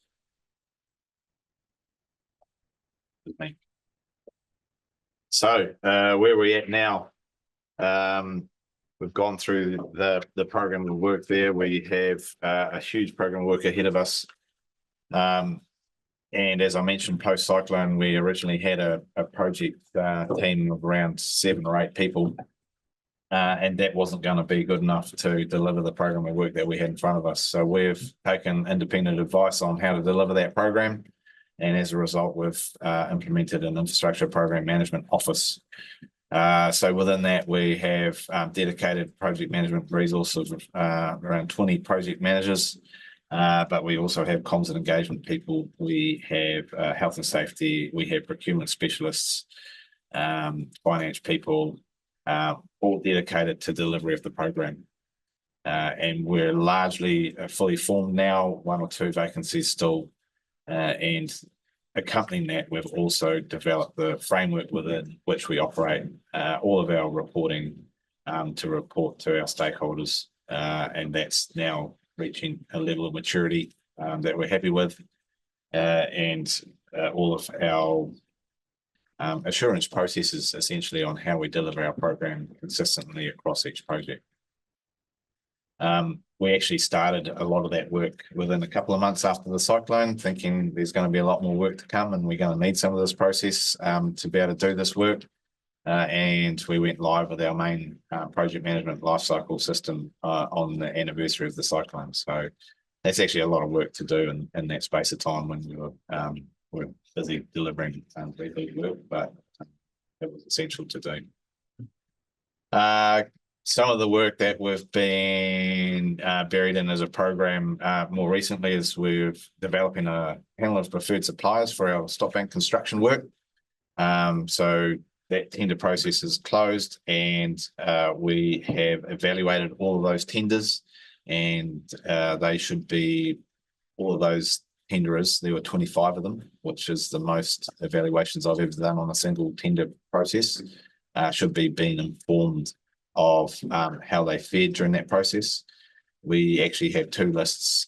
We have tier 1 projects of high value projects and some the pool 2, which are the $10 to $15 million projects for another set of contractors. So John, does that include Bull High work, even though they're still in 2A? Correct. Yes. So they are in pool. What suppliers you're working with on that? We have identified a list of preferred suppliers that does include a local contractor who has made it to that list. They will be all within that pool. So, for example, our 4 projects, Huranaki, Ohiri Road, Waiheke and Parongaho, they have a list of suppliers, and all of those suppliers will be asked to price each of those projects. When the first one's awarded, then they fall off the list to be able to tender for the remaining projects.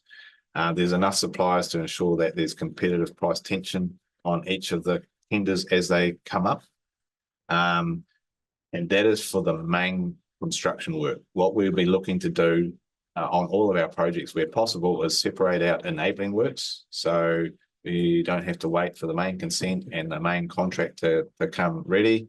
And we can pull out all the enabling works, and we will procure that work differently, and we'll be looking to see how we can directly engage contractors in that space. So you do have a local contractor on that preferred supplier list for that pool, and we'll look to gather intel on what other skills and services are available and see how we can procure locally. Is it a publicly notified process of inviting invitations publicly to become part of the supply panel? Yeah, it was issued on GETS, so the government electronic tendering system. And has that been part of communication back to, I'm thinking particularly Port Oho, that that process has been in place and that's how it's being dealt with? Yes, we undertook some pre-tender market engagement. And we spoke directly to a number of contractors, including Galbraiths. So they were informed of our process well in advance of the public notification and that formal process going live. We also held a market engagement session prior to that. We had standing room only with over 100 people in there and multiple contractors. So yes, we had really good response to that, including local representation. And while I've mentioned one contractor who's obviously local to Port Oho, we had a number of other Central Hawke's Bay contractors as well.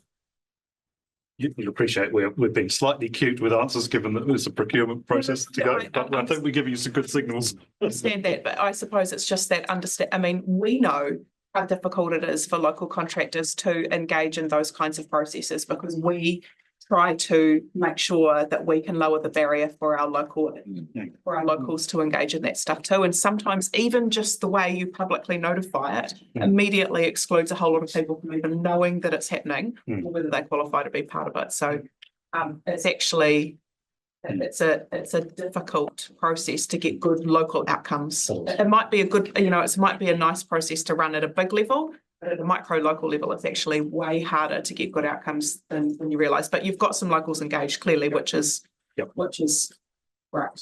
Yep. I think that's a really good point, and certainly off the back of our IRG program of work, which did include social outcomes, we undertook a number of workshops that we made available to our contractors doing that work to help them upskill in terms of the tendering process. I think that probably paid off in this round, and that's probably something that we can look to carry on as we move forward. There'll be other work, including our rapid repair work, where we come back and lift the height of stop banks that sits outside of the preferred supplier list, and so we'll run another process with that, and that will have probably a lot more ability for more contractors to get engaged with our work. So there'll be a second bite at the cherry. Well, I'd suggest that we make a deliberate connection between our team and your team on that, because we've got a whole lot of local contractors, subbies and operators who are in that kind of space who we're trying to work with around drainage and roading as well. And so we've been holding workshops to help them get through those barriers as well. So if your network's not talking to our network, then we're failing everyone. So can we make sure that we're connected on that at a local level? For sure. And because it sounds like a duplication, and let's make sure that it's not. Yep. And I think your support as we have conversations with the Crown, as you'll know, they often just want us to do it as fast as possible to the biggest contractor possible. And so like you, we balance those tensions. Assuming that those companies can do it cheapest. Big assumption to make. Of course.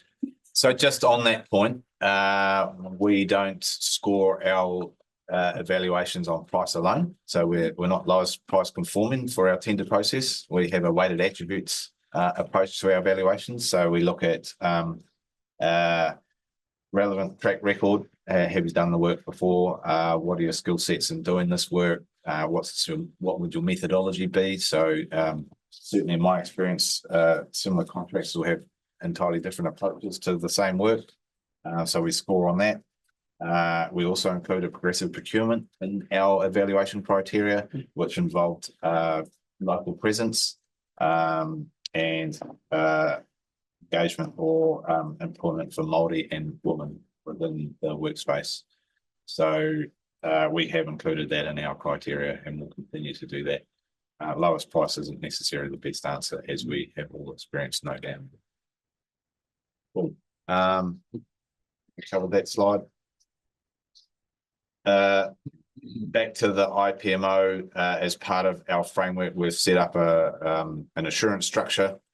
We won't go through this in too much detail, but that shows the escalation and reporting framework from our project team through our program leadership team to the program board to the program steering committee. We are also on the side there, we have our technical advisory group that we assemble when the need arises, so ad hoc to advise on any technical matters. And that escalates up through the chief executive. We also report to a number of committees within our own council, and obviously we report here through this presentation and other councils. So maybe you've all been waiting for this, but the Parongaho flood mitigation project. So we have a $13 million approved funding envelope for this work. A number of solutions or options have been considered that include stop bank, flood walls, sheet piling on the township side, raising of properties on the southern side, including the marae and Matua flats, and earth bunding to protect the urapa. So we went through a lot of optioneering around that, and those are the solutions or the parts of solutions that have been landed on. So no one single solution is available for Parongaho. It is a blend of all of those components. Done a lot of modelling, we've done a lot of site investigations, and the design is maturing. We had a lot of additional work to do to understand how much physical space we had to construct, particularly on the town side, around these solutions, and that's why we do see some additional sheet piling on the left bank, because it is quite a constrained environment in places. What it does mean is that land access is required on 18 properties, and we will be looking to deliver this in the next 3 to 4 years. So this is in our second tranche of projects to go to construction. So we are targeting October of 2025 to commence construction. We are obviously then well ahead of the game with regard to our procurement of main contractor. And we are now working on the ancillary or the enabling works to see how we can engage in that space. More than happy to work with the local team here to understand who those contractors are. And we will definitely be doing a lot of market engagement to advertise or inform people of what that work might look like. Is the Rongohau community on board with this solution? It would be fair to say that there's been a lot of work gone into that, and not all of them are on board to start with. There may be still a few outliers. The team were on site last Thursday and had some pretty robust discussions as they walked over the alignment. But they felt that when they left, they had a lot more support for the project than when they started. No doubt there's still some work to go there.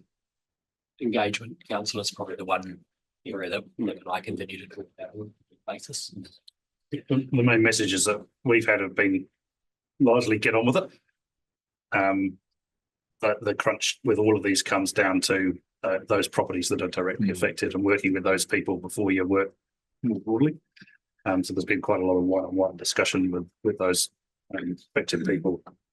And then I think over on the southern side, we're in the process of signing hopefully an MOU through the marae, the Kaimara flats and so on. So still a work in progress, but yeah, it's the message I've had was that this is a once in a lifetime opportunity. We're not going to get it again. And the option the other way it is that those places end up in category 3, which nobody wants, because that essentially means buyouts and property rights and so on. So it's a challenge. A bit of resources through from CRU, some additional engagement resource. So So Nick and I are just working through currently kind of what the scope and form will look like. Really, it's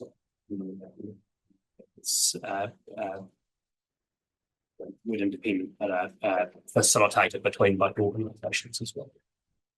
And the other big interaction is obviously with your stormwater networks. And I think we see lots of towns that were a few years old now, houses lower than roads, and not ideal situations. So there's a complex interaction to go there. I think we've also learned as we've headed across the region that as you go through relatively built up areas for these sort of constructions, your options are really, really limited. And in Porongaho, one of the real challenges is that to do both sides of the river just makes the whole situation worse. So you kind of got to take an option of potentially stop banking on one side and then lifting and raising on the other. And those are the horrible sometimes trade-offs that you have to make. So yeah, but I'll let John take you through the drafts. We'll touch lightly on this slide, but I think just to add to what Doug has said, comms and engagement is by far our most critical task within all of our projects. When we get to the point where we've got a constructor on site, that the hard stuff's been done. And you know, we're moving forward rapidly at that point, but certainly comms and engagement with the affected communities is absolutely critical to the success of all of these projects. So you can see the image there. I'll briefly talk you through that. We'll start on the top of the page, or the north side of the river. You can see the light blue cyan color that is showing a stop bank through that section. It's quite hard to see some of the dash lines. Following that, still upstream of the bridge, will be a sheep pole section from that cyan section to the bridge. The dark blue purpley color represents a stop bank. We'll point to the John on the end of you. Am I?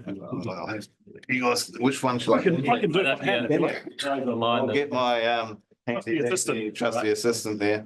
Thanks. What's a sheep pipe? There's actually, I'm going to try. There's actually a section of sheep piling beside the road here. So they're basically steel sheep piles that are corrugated in appearance that you drive into solid material. If you've got 2 meters above ground, you've probably got at least 4 meters below ground, and they essentially create a flood wall. And that's the quickest way of constructing a flood wall. So this is a stop bank. We have actually, if you get a close look at the slides, you can see a couple of alignments identified there. Sheep piling through here, stop banking through here. That's the optimal alignment, but we also identify an alternative that looks to avoid those properties as much as possible. There is a sheep pile section here, and the work that we've recently completed means that we'll have to extend the sheep piling section through here and past the school because it's a very constrained environment through there and not wide enough for a stop bank. That may be sheep pile, or it may be just a flood wall constructed out of concrete potentially. We're still working through the detail on that. And then stop banking down further downstream. We come to the south side of the river, where the Urapa is here, and this is demonstrating a bunding around that to divert any potential flood flow away from the Urapa. That's not going to provide full protection, so inundation may still occur, but it will be stationary water, not fast flowing water. It's the fast flowing water that creates the erosion. And then a circle around here, Kamatua Flats in the Marae, and those properties are to be lifted as part of the solution. So we've got there, and this table here is just identifying some of our key tasks and a heat map around those. So it's a bit like a RAG status, but it has yellow in there. So green is good, yellow is we're watching it, no action required. Orange is we've had some concerns and we need to put some other actions in there. And then red, which we don't have, thankfully, is obviously much higher risk. And then we've just got some key milestones identified over here And as you can see, we're moving through that. We're on schedule, and construction is scheduled to start in and around September of next year, in time for summer. John, does that analysis include the challenges for district council associated with this? So when we think about the connection to our networks and some of the legal stuff around building consent authority and the raising the properties and the forward flood tags that will be on some of those properties and all of that kind of stuff, does that sit within your project analysis or not? That's a great question. I don't have the detail of that right now, but I think off the back of that question, it's something that we need to work together on, and we may need to pull it forward into the program if it's not already there. Yeah. Because there's been a growing partnership operationally in terms of the conversations and the sharing of information, which we've seen a real step change in, particularly around some of the technical information being released by your team to our team to help them see, where some of those things are at. But I suppose we've never had a joint project structure that shows that actually risk and mitigation actually need to be looked at together. And so it's just, it's been kind of, this is regional council's lane, this is the district's council's lane. We kind of talk about some stuff in the middle, but actually is there anything that we share in that? And it's been very separate in terms of that project structure. Probably a natural progression of the project. So we've been looking at concepts to date. As we confirm the solution in all of the sections and what's possible, then we move into preliminary design, where we start to understand not just the immediate solution, but what, if any, ancillary works are required to support that solution. And that would include impacts on other infrastructure such as stormwater and the like. So I think that opportunity is wholly in front of us to do that. And as I said, that's a natural progression of a project to move into that level of detail. There's particularly in the regulatory space, there's difference in what the kind of, the hierarchical difference between regional council and territorial authority requirements, particularly with the building code stuff, where I can see why your team might not think that we work alongside each other, but the reality is we then carry the risk further down. So if you look at the independent flood review findings around where territorial authorities have allowed development to happen, that's putting the blame squarely at the feet of territorial authorities to have done that. But if we take that area there where you're talking about properties lifted and they'll have natural hazard tags now on their titles and all that kind of stuff, we carry all of that risk. But if it's not considered in your project, then it's not actually a fair representation of what strong for the future looks like. And I certainly think it's an area that we should pay a bit more attention to, because we're trying to follow your project, whereas actually some of that fairly and squarely, the future risk sits on us as the consenting authority. So yeah, I would suggest we spend a bit more time on that. That's fine. And look, we've really successfully navigated all of those issues with Hastings. Yeah. They've got a very large amount of these houses, and we've done it really successfully just by having contact between their building consent authority and our project team, and have found a way through all of those things. And there's a good deal of legal advice that I know they'd be willing to share that will help that process. Yes, I think there's legal advice being shared, but I think it's that true reflection of whether the legal compliance risk assessment of the project actually truly reflects what it actually looks like if it doesn't take into account the risk that we're taking on. So sure. Understood. Thank you. Just to touch on the project comms and engagement thus far. There's a little bit of a list there. I'm not going to read it all out because that would take way too long. But we have been pretty active there, and as the project moves on, we'll continue to be more active.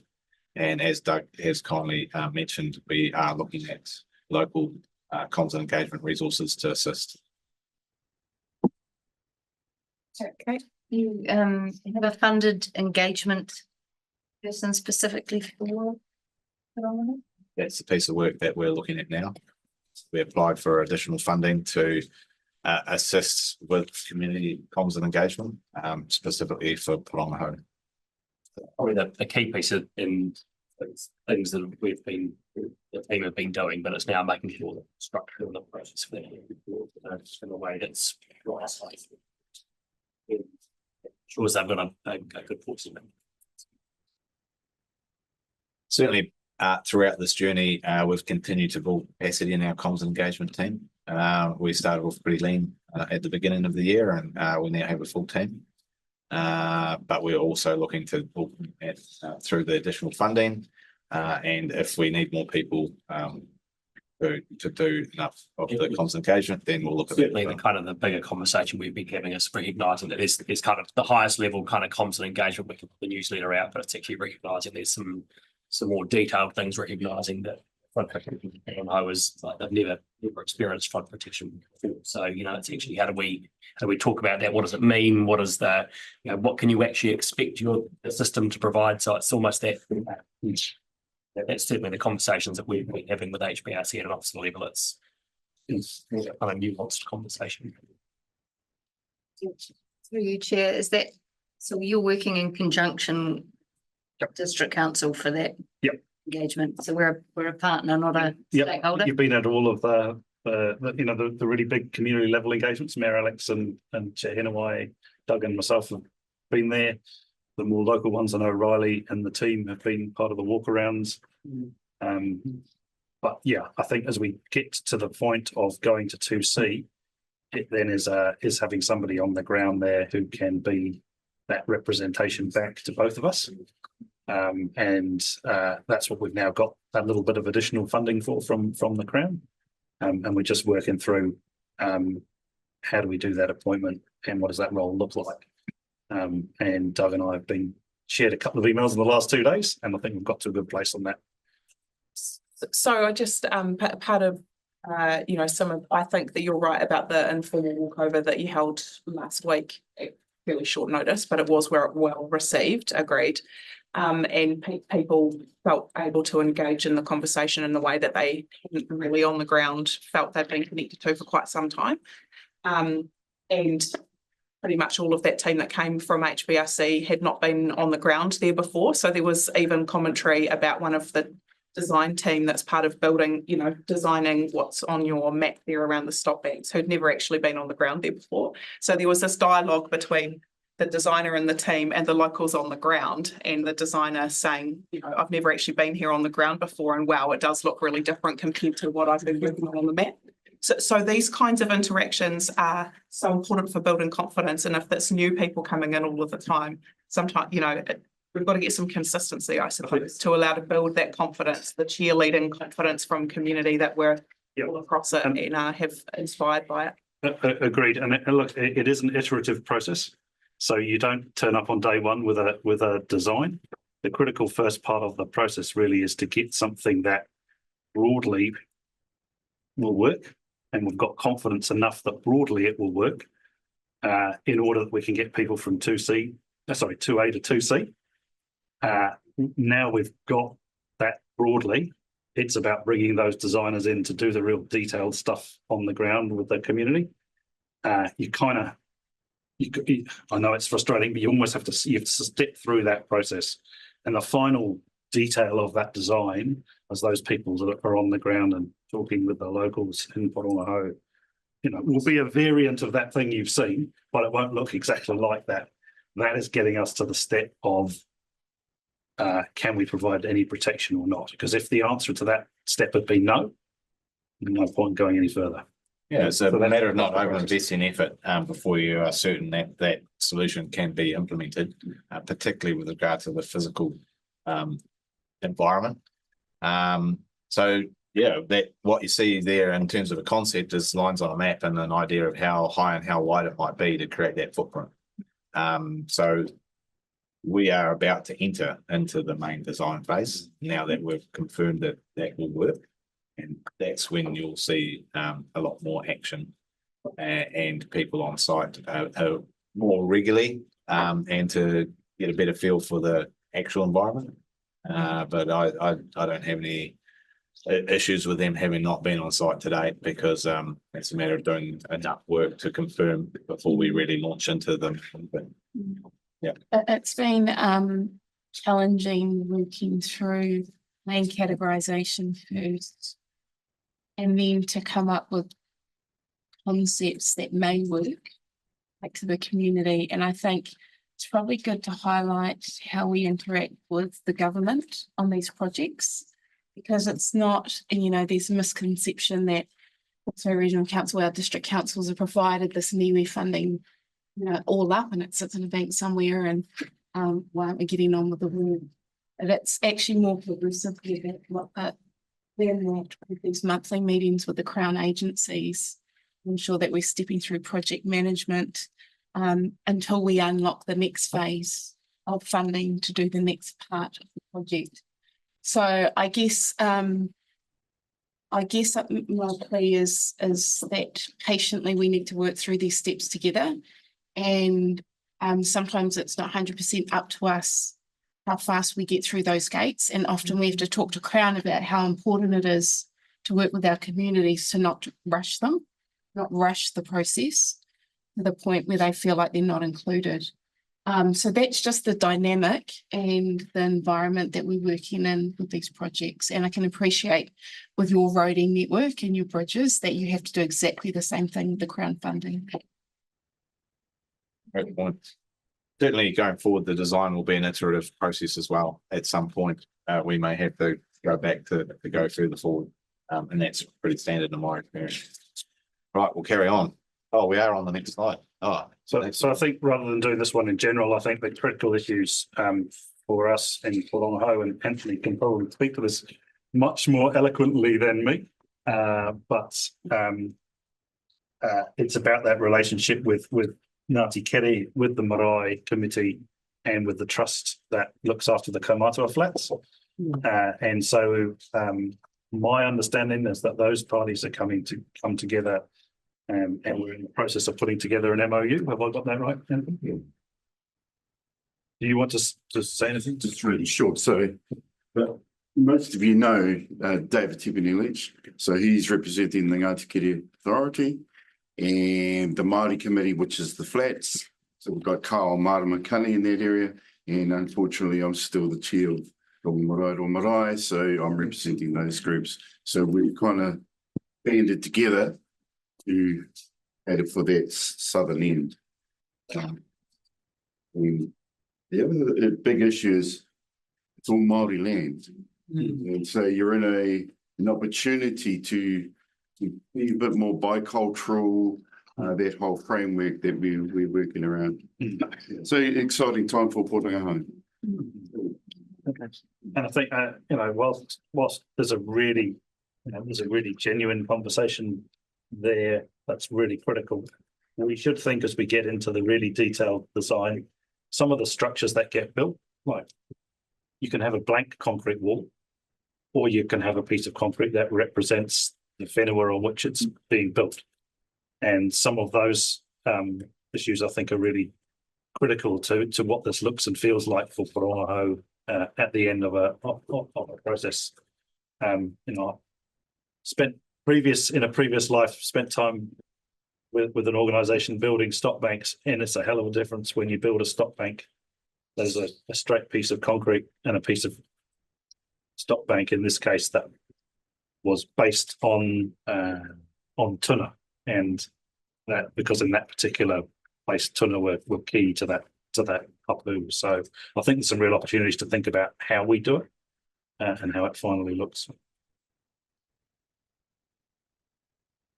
And that has certainly helped capture the imagination of people around the site. I'm aware we're talking a lot, so do tell us to shut up if you want us to. And waving on. Okay. Look, other critical issue that happened during the cyclone, and you know, no bones about it. We have a critical job of monitoring rivers and monitoring river levels, and a whole bunch of our equipment simply got washed away. A lot of it attached to bridges, and a bit like some of your infrastructure that probably gets slung onto bridges. Very vulnerable, as it turned out. We also saw a failure of one of the big repeater systems that both us and some of the emergency services used, and that meant that we were blind for a period of the cyclone. So there's been a huge investment in our telemetry and communications systems. So again, a little bit like the flood protection, where we've gone immediate priority, fix the things that put people at risk quickly, then go back and improve those, then build protection for the places that didn't have them. In the telemetry and communications world, it's been, let's build a more robust system. So we've put in, and I'm no technical expert, but 3 layers of communication: cell phone, satellite, digital radio. We've started to move some of our river flood monitoring sites off bridges and onto standalone sites that are well out of the flood zone. And really happy if you ever want to come and look at some of those, because there's a bunch of them in Central Hawke's Bay. And that's been kind of step one, is to get that system as robust as we possibly can. It will never be perfect. You will always lose gear in major events. Rivers are pretty hostile environments. That work is kind of 90% done. Step 2 is thinking about how is that displayed. So people have access to all that information on our website. But it's not always easy for people to go, well, what does that mean when that river level is going up? So we're just in the process of installing cameras at a number of key sites and looking at some markers that we'll be able to put on bridges that people can actually look at it and go, well, that makes me nervous. I'm actually going to take the decision to get out of my place, because I know pretty much from my local knowledge that when the river's up out there, my paddocks flood or my house is at risk of flooding. So equally, the public-facing side of that river monitoring website over the next 12 months is going to need some more work to help people, help it be more digestible to the average person clicking and using it. So that work is underway, and it connects then through to civil defence. And Doug and I get to sit on the coordinating executive group, civil defence. And really the regional council's job in all of this is to provide as much intel as we can for the people who then make decisions locally around things like evacuations. Good questions. Just on the camera thing, I know that for the Waipawa, the people in Lower Waipawa, a camera would be fantastic. Are we down for a camera in Central Hawke's Bay? And how? I can tell you, Nick, because I've seen the camera. Yes, see it. I think Will would attest that actually, you sharing the data on the river flows, as soon as the river gets, even touching the bottom of the stop banks, people are getting nervous, and people are crossing the bridge with their cameras out the window to show people. It'd be actually great if someone could just log on and see. Yeah, just a question with Karangaho not having any flood warning system before now and still not having protection in place. What specifically is being done out there to improve the situation there? I'd have to check on the telemetry for Karangaho. It's got river monitoring in place. I think the critical thing, because I don't think we'll ever end up with sirens in every town. I think the critical thing is going to be the connection between our intelligence and the civil defence people. And I hesitate with 2 members of my joint civil defence committee here, and the chair and your mayor. No, go for it. Come on. I think the ethos that civil defence is looking to follow, and Doug and I are involved in helping to do the operational transformation of that, is really about it being community based, locally enabled by yourselves as the territorial authority, and then coordinated regionally by the group office where you need extra resource to be brought in and not. So that connection between our flood forecasters and your civil defence local controllers, and what role does the group office play in that, is something that we're thrashing through the detail of now. And I think it's not perfect yet, but it's a whole lot better than it was. Through you, Chair, Your Worship. The other thing was just in regard, we heard quite strongly from some locals that, the earth turned to, the world turned to crap in the cyclone, but if they'd in a perfect world, they could have warned Karangaho, they could see the river coming up, further up, but there was no way to, so it's just that using that local knowledge to. Agreed. Some of that local intelligence as we start to exercise those things again. So even, the level of protection that you have now will be different to once the flood protection's in place. What the monitoring that we need then, how do we, that will also be about how we locally work with community from an emergency management perspective as well. I think the thing we really like too as well is that when the rest of the world went to shit, the community that lost everything in terms of units and telemetry and got literally nothing was Porongaho. And it's really clearly was one of the most heartbreaking sections, I think, in that independent flood review for the region was actually about that. So it's really easy for the attention to go to some with some big stuff's kicking off, but actually in Porongaho that warning monitoring thing is literally the only thing that they've got that the system can help them avoid the disaster. So let's make sure that they become the top of the queue to look at rather than the bottom of the queue. And I think that's some of that mindset. That we all need to have a system on. Agreed. And I kind of reflect on what happens in a tsunami warning. You know, the most basic message is, you know, when it shakes too much or whatever, it's strong thing, get gone. That doesn't rely on any one of us as an institution telling people what to do. It's a basic message, and I think it's more complicated if you go right down to Hastings and Napier, because if you get 100,000 people deciding to all do their own thing, it gets gnarly. But in a place the size of Porongaho, actually people making their decisions based on their own local knowledge, but also things like cameras and monitoring is a really useful way to go. Yeah, and I think, you know, there's a misconception over many years. And I used to live in Palmerston North. I lived behind a 500-year stop bank. You feel completely safe, and you forget about the fact that there's a river there. Whatever we build, wherever we build it, it's built to a level, and Mother Nature, Taiao will at some stage has the ability to overwhelm that. And I think we need to be really honest with communities that none of these systems in terms of physical protection are perfect, and they are always vulnerable to getting overtopped. Nick, I'm just wondering, that's a really great segue into the Upper Toki scheme review. I think it might be helpful if we kind of fast forward a little bit into some of the details of what that's found and kind of how we're seeing the next steps. Okay, back to me. So yes, we have undertaken a scheme review for, well, all of our schemes are under review. There's a list of key objectives there. So we're evaluating the current level of service of the scheme, identify opportunities for improvements and make recommended changes, address any emerging issues that may affect the scheme, climate change, land use changes, look at the over design event and how they might be well, any effects of the over design event might be mitigated or managed, effects on lifelines, infrastructure, and development of mitigation options for over design events. So we're working through that program now. I think all of our schemes are now under review. 5 have been completed, 3 are well progressed, and as I said, the others are underway. It's a bit of old hex there, but I do know that that last tender has now been awarded.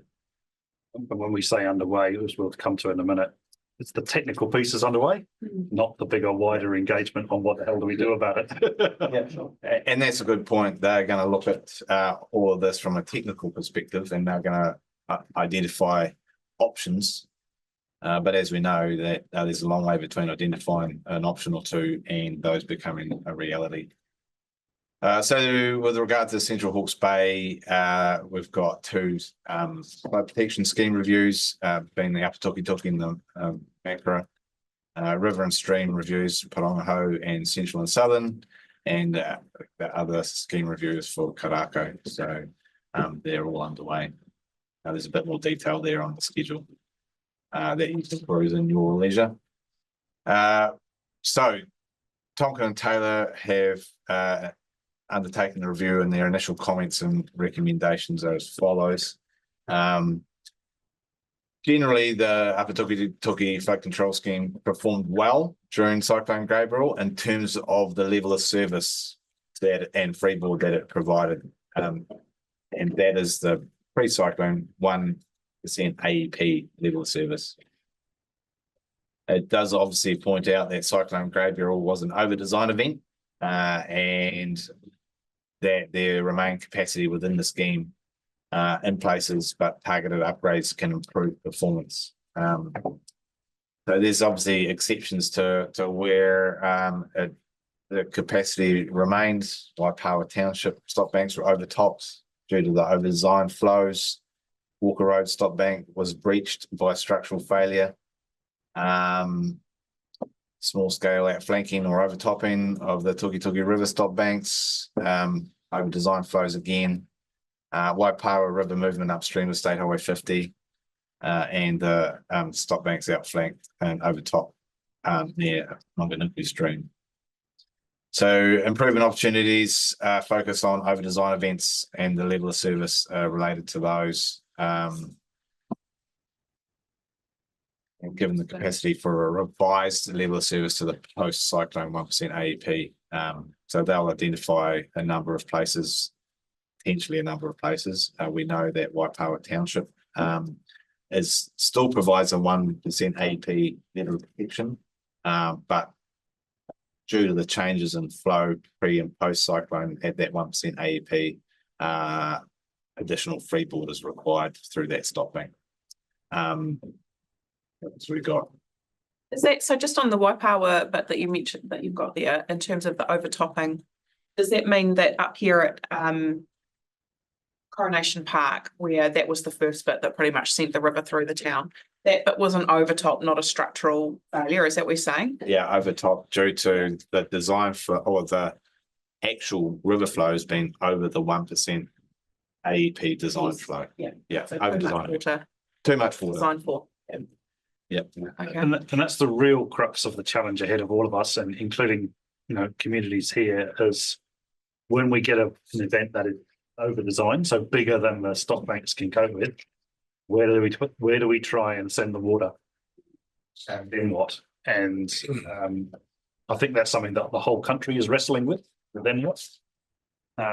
Particularly as we're seeing bigger and fiercer and nasty storms now, and as our climate begins to change, we're going to get more of these events. So a lot of the discussion we need to have with you and your wider community is around where do we send that water when the over design event goes and occurs. And it's complicated and difficult, and it's your local planning, it hits things like land use and values and a whole lot of those discussions.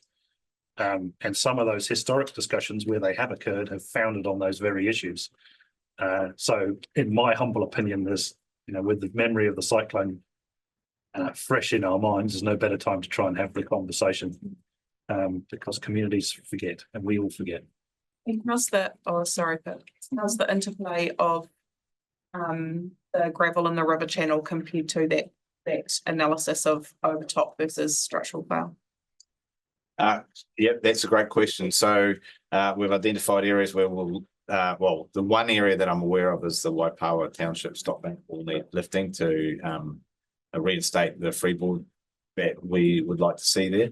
The scheme review does identify areas where the design grade line for the river could be lowered, which would mean more gravel could come out. That is a level of detail that is still being worked through to get some parameters around that, but that might identify, a significant amount of gravel would need to come out to lower that actual riverbed to that new design grade line. So those are probably the two biggest pieces of work that we're aware of. The scheme review does identify a number of other options, but they need to be worked through with the community. So it would probably not be fortuitous to mention some of those options here, thinking that they were actually going to be implemented, because there's a lot of process to go through there, and that's going to touch on that shortly. I think. Sorry. So if you were to lower the grade line, would you need, because what does raising the freeboard mean? Does that mean raising the stop bank? Yes. Okay. Yes.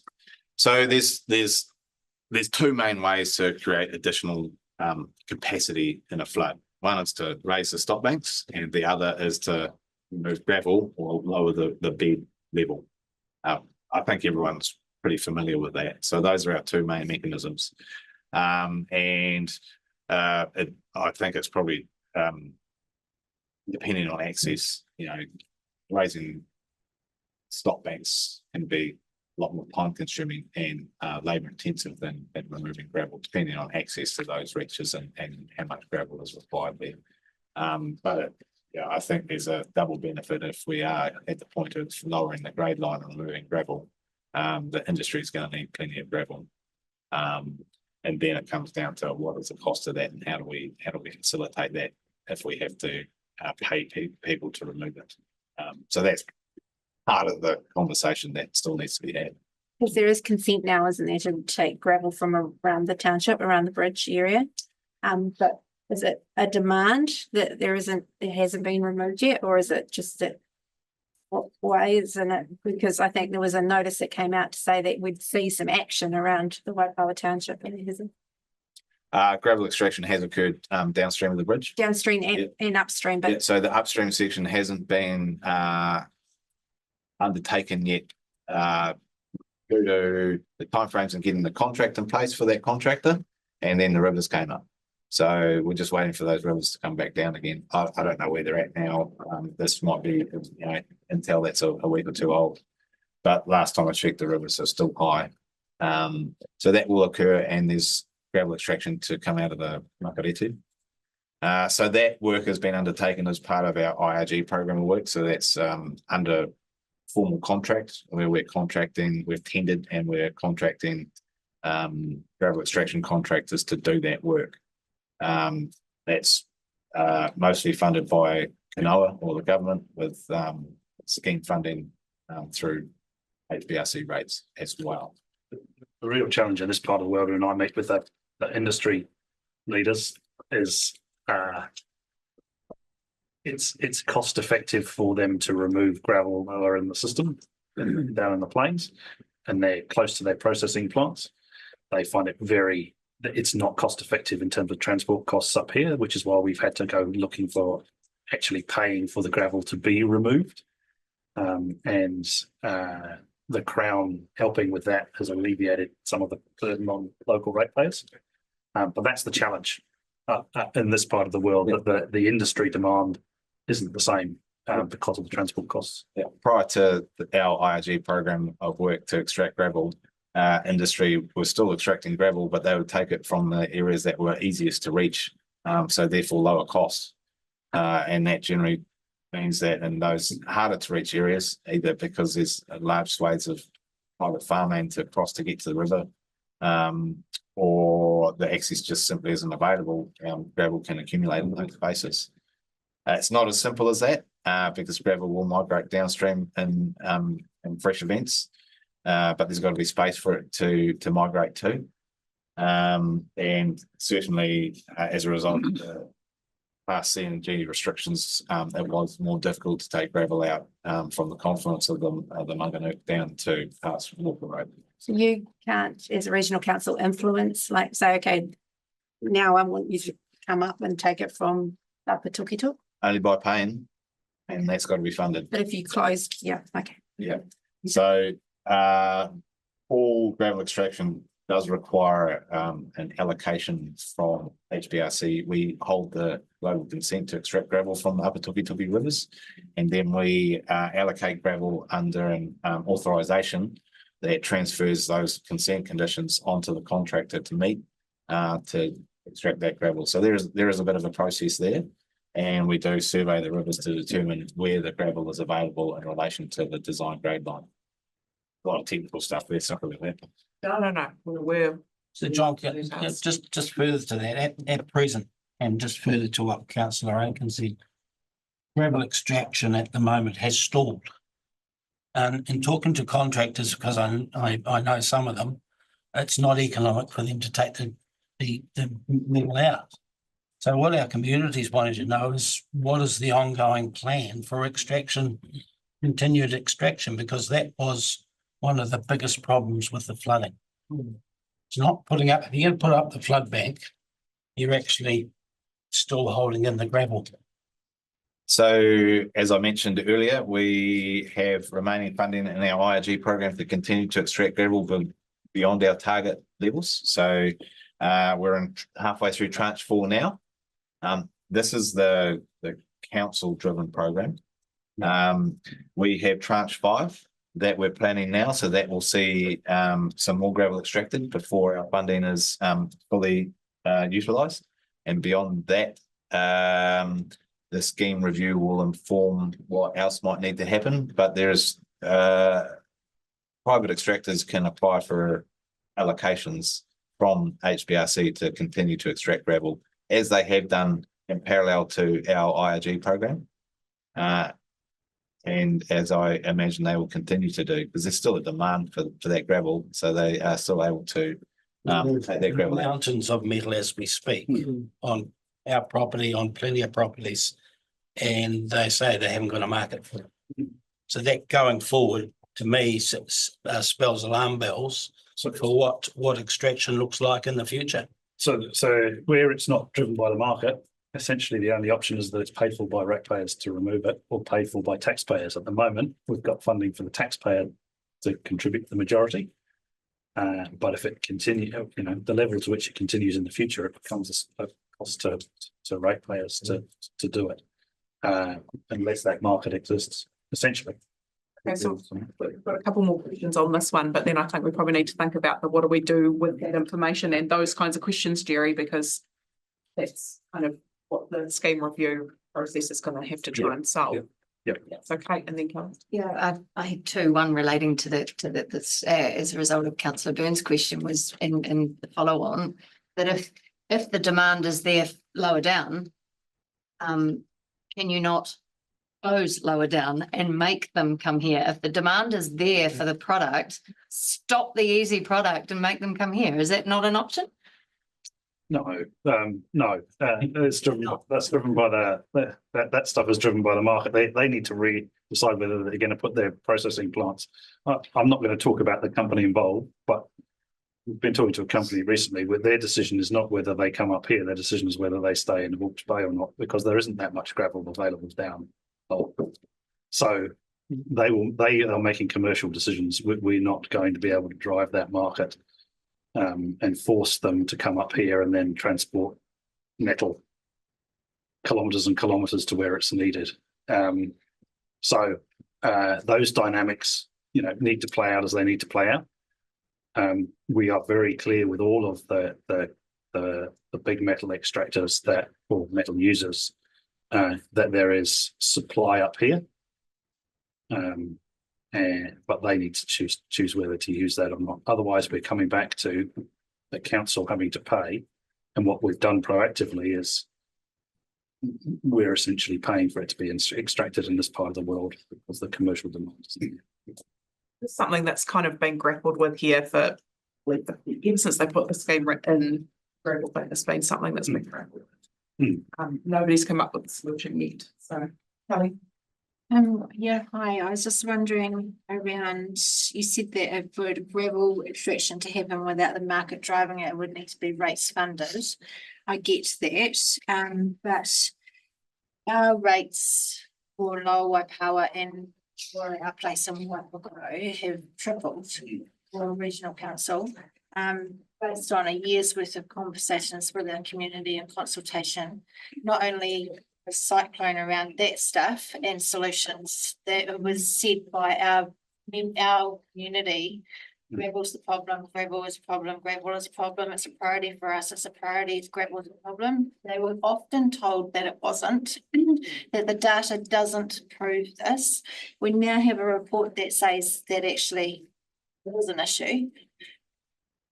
Hopefully, please tell me that with the tripling of our rates, and based on all the conversations you've had with our community and us, that you've put some of that money into being able to take gravel out of the rivers around Waipawa. So there's more gravel come out of this part of the world, I think, in the last 2 or 3 years. To be fair, you said that the reason that has been happening is because of taxpayer funding.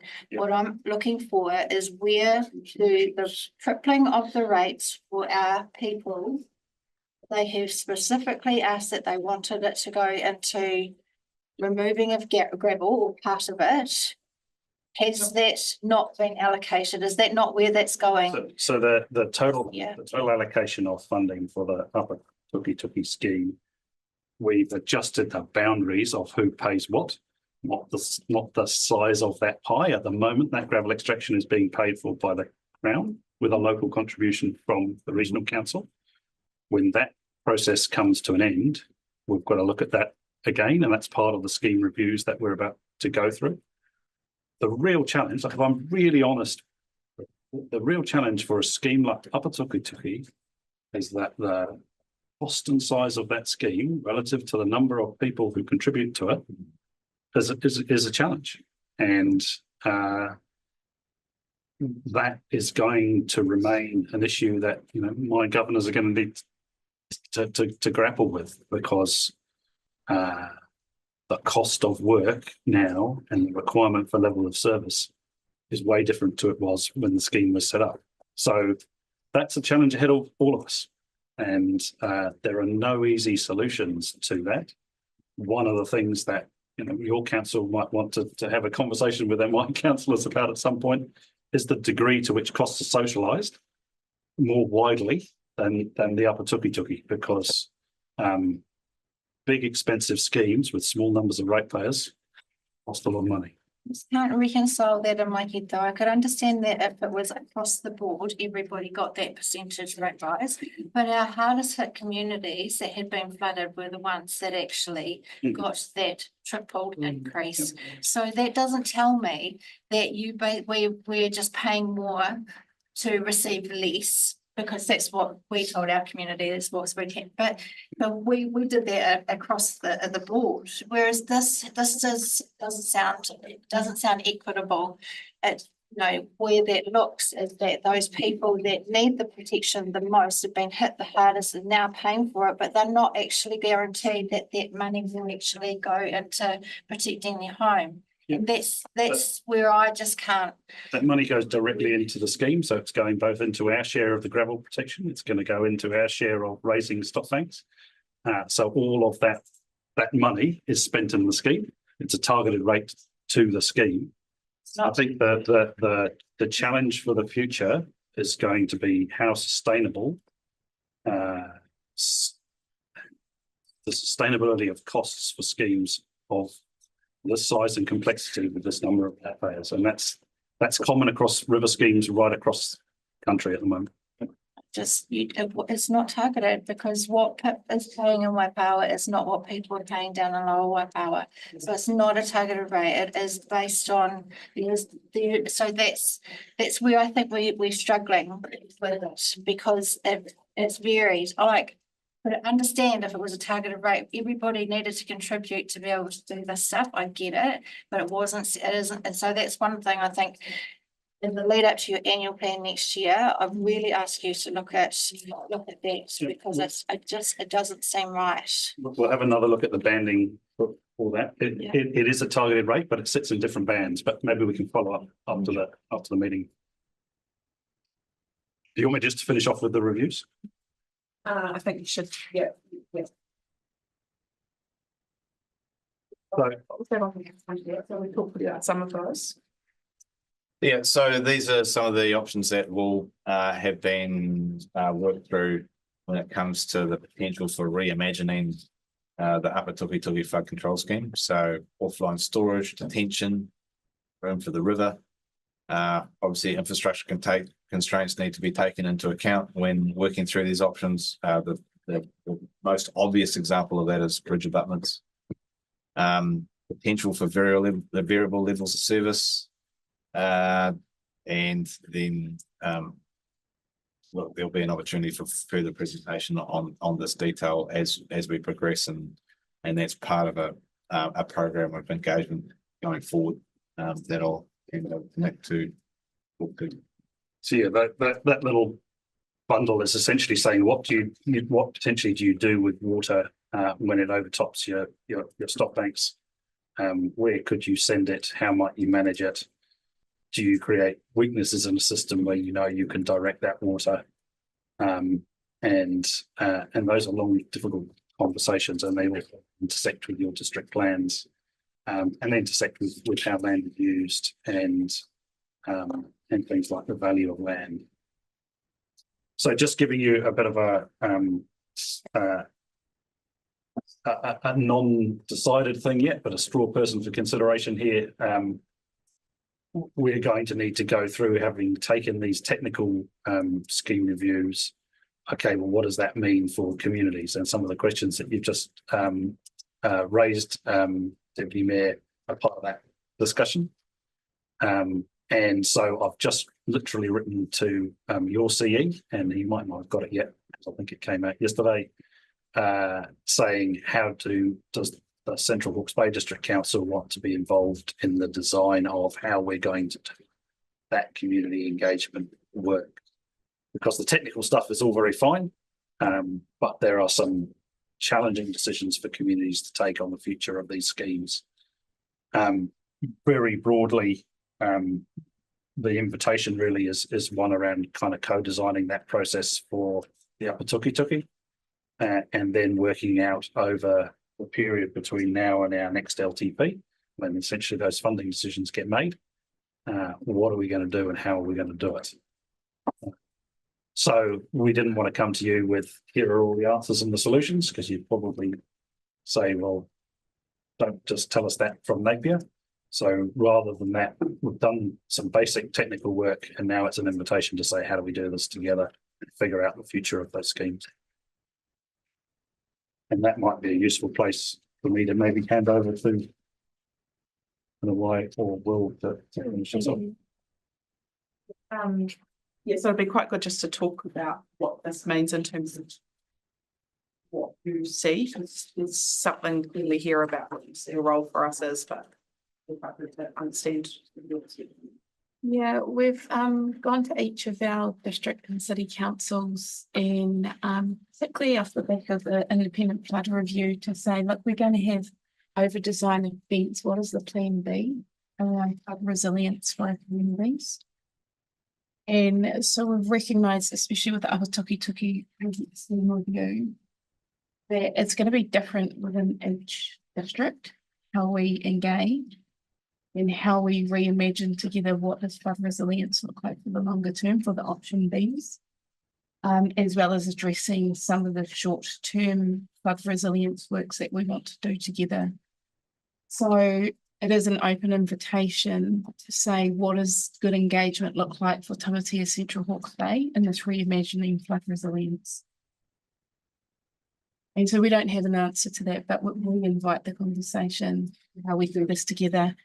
And that straw man really are just indicators to say that long-term plan, as we all know, is a key point in which we put big programs of work forward. So it gives us a bit of time on how we work together on that. So this is a space where you want to find a way to run a process that's considering what do we do with gravel in the long term? Where does it go? Who pays for it? How does that work? What happens with the shape and size of stop banks? The alternate paths, the making room, that sort of thing. So to work through all of those kinds of options around what would work. Is that right? Yep. So we'll carry on doing the no regrets things. So carry on with the current gravel extraction, carry on with the rebuilding the freeboard on the Waipawa stop bank.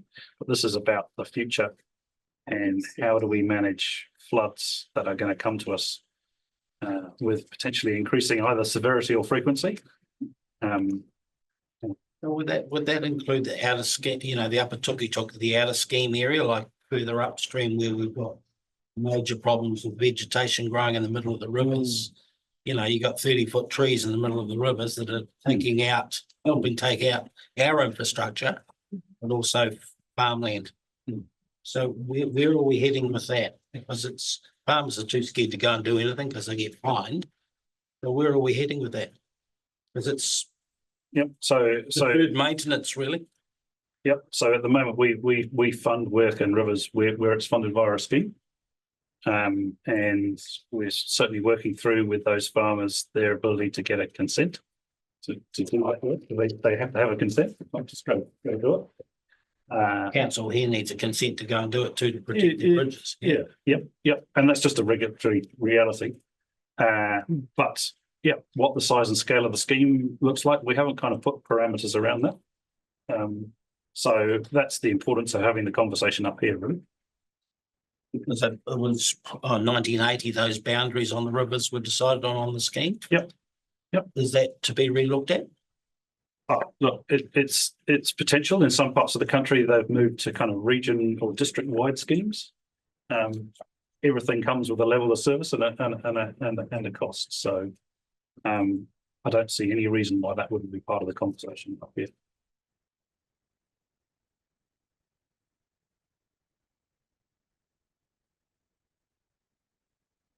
Questions for other things. Let's review this one. So what would you like us to do with the straw man? So I've written to Doug, Yeah, right. and suggested we're looking to use potentially a guy who's helped us a lot with a similar process for coastal hazards. That was done jointly by the territorial authorities, the community, and the regional council, to work with your staff here to develop a bit of a process that can come back to your table and to my members' table. So do that co-design piece first, and then come back to you with what that might look like. Right, so the actions on us to come. This is what. So it's identified a couple of staff, but there'll no doubt be an internal scoping piece as well, where our team work out what that needs to look like. Okay, good. The HBRC system. And just in terms of that question that Kelly raised around the connection between the work and who's paying and the anger and hurt that sits particularly in Waipawa on that, and how we get and how we see a way for you guys to get across how that's communicated to them and with them around what that looks like. That's actually really, really important. And how can we see some steps forward on that one? It's challenging communication in that space. Space. And just to answer some of Kelly's question around our annual plan, there'll be another review on that front before our next annual plan. That's the step that we need to take. Have got questions that I want to do? Security. Pretty big thing. We talk about floods, droughts, water security, and I was just looking at the paper that you sent out yesterday, talking about it, but it doesn't actually say much. It's just, we've got the Sky team up, and I've looked at it and gone, I don't understand that. I can't figure it out. So is your paper going to come out and actually say, is there water underneath the Tenerife Plains, and where is it? And just show it in more layman's terms and all the stuff I've been looking at going, I can't figure this out. But the other one is, we've got the hearing in the Hiratonga that you're over allocated and you're wanting to pull back on the allocation. What does that economically mean to our communities? What's that look like? We just had a job in GDP negative 0.2. Has come out, so we can't afford to pull back any more on our communities and economics that's going to create if we don't have water in those communities. So the councillors have recognised some key focus areas that we'd like to concentrate on for the rest of the term. Obviously, one is flood resilience, getting the needed work done, the reimagining work done, communities. The next is around water security and those projects that we have partnered with Kanoa on and have started. So we've got the MAR project here in Wairoa that moved through feasibility with Mana Whenua and the landowners there. The other is a Hiritonga storage scheme. So that's gone through pre-feasibility staging. And then we had our water security assessment that went across the whole region. So those are the sort of projects that we're focusing on to deliver, to continue. In terms of down here, and I know you're involved with the storage scheme. which is great, and I'd love to hear how that is going and an update on that. But you know, that's what we're concentrating on at the moment, given the amount of work we have in our flood resilience package that we need to deliver on for our communities. So that's just a bit of a broad update in terms of where we are in terms of policy and the tank plan change that you mentioned around water allocation in Heretaunga. I'll just hand that over to Nick really to discuss how that's come about and the fair and reasonable methodology process that we're going through at the moment. Yeah, I think that all of those allocation decisions are currently in front of the courts. So I'm not going to go and head through lots of detail. Beyond, I think there's three kind of elements to our future water security. One is we do have to get better at use, and there isn't a limitless supply of water sitting in either rivers or aquifers. So there's a reduction in more efficiency around takes. There's storage, and you know there's schemes proposed for up here, and schemes proposed down in Heretaunga. And then there's looking at as well as reduced use, it's looking at the efficiency and effectiveness of use, and that works for both big irrigators, but also works for territorial authorities in the way that water's used, and you know the potential in time for things like water metering to be in place to help manage water leaking out of systems at the moment.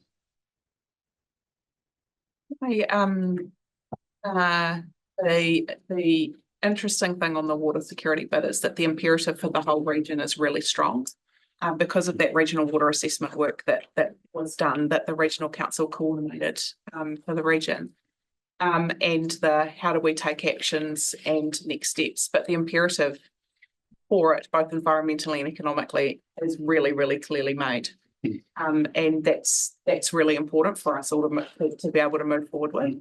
But it's also that question that you just asked about the data like SkyTem. So that was part of that water security package that we supported, you know, regional council to get done. But what is the value? You know, where is that information going to come back in plain language that makes any sense, or is it just never going to? Is it always going to be a technical piece? Just what does that mean? Look, it only came to council the other day, and I wasn't actually in that meeting, but I'm happy to get the team.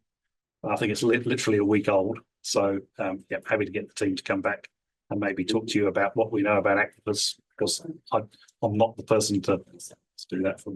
And I think the other point on that sharing knowledge and information is that the reality is that a lot of what Heretaunga is going to go through around this water reallocation is exactly what happened here 10 years ago actually now.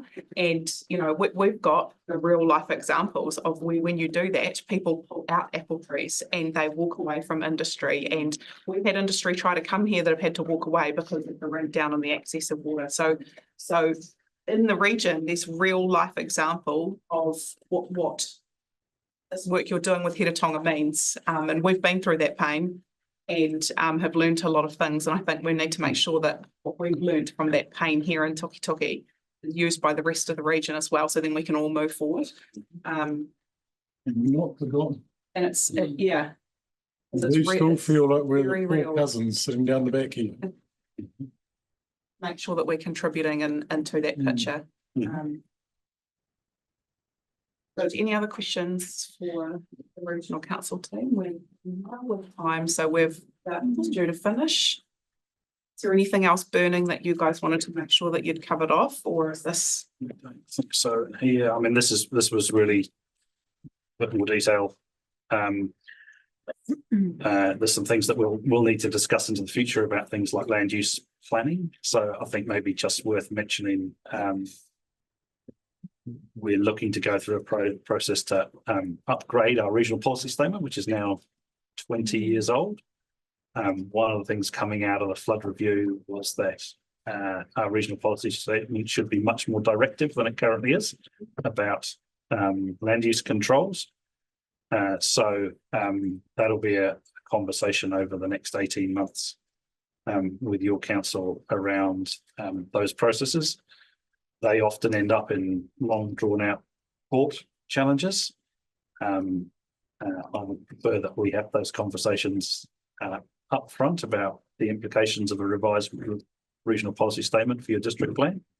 And see if we can solve as much as we can of that before you end up in kind of formal hearings and so on. The law says we actually have to talk about it first. Indeed, but the extent to which that happens is always there. I think that topic's a really good example of where the thing that I raised about the land use and consenting authority stuff that sits with Porongaho now compared to what it looks like in the future, and the stuff around hazard risk profiles and who's bearing the risk and what does that mean. We don't think about what we're doing in Porongaho with that future lens on it. Then when we try and talk about regional policy statements on land use planning and flood risk, we're going to get tired in a knot. So yeah, we have to be thinking about that stuff already. Yeah, Alex, can I suggest that we have some sort of assurance in regular catch-ups in this type of forum, and we can host down in Napier whenever. That's an opportunity for us to have sight over these key collaborative projects that we need to work on together. And it might be quarterly, possibly, but we can work through that. But I think that's a good way forward for the governance tables. Oh, that would be a good idea. I think that would be welcome. These are such a broad gambit of things that we're doing and you're doing and that we need to be doing together. That's probably a good idea. A quarterly check-in or something, some way that we could do that would be a good idea. It also physically puts you guys at a table here, which is in a place that several people are interacting and looking at as well. It allows us to talk about it in a really particularly local way. So it's helpful. So we hear lots of messaging about the rest of the region, but we're always looking for what's the messaging that's real for us here and for our people. So on behalf of us all, thank you, Haniwai and Will and Nick and John and all your team that's been here to support us. Thank you, for coming to share a huge amount from the work that's happened over the last 18 months and then to come the future. So thank you so much for that. And now we've also got a huge amount more information that we can is available online now through this meeting, but also that we've got those data packs, which is also thank you for helping inspire some more confidence in the things that we're doing in our community. So I really appreciate you taking that step.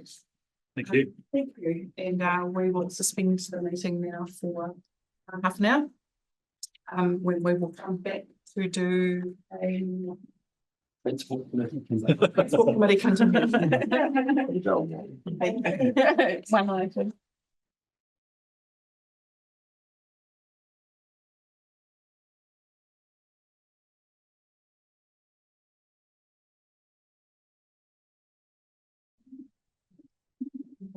Because you have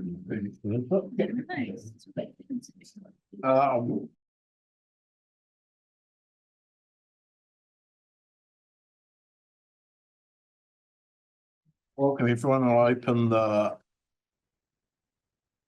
Finance, Infrastructure and Performance Committee. Some places it's called the Finance, Infrastructure and Procurement Committee, I see. We've got a few of the reports, so we need to get that sorted. Shows how well I've read my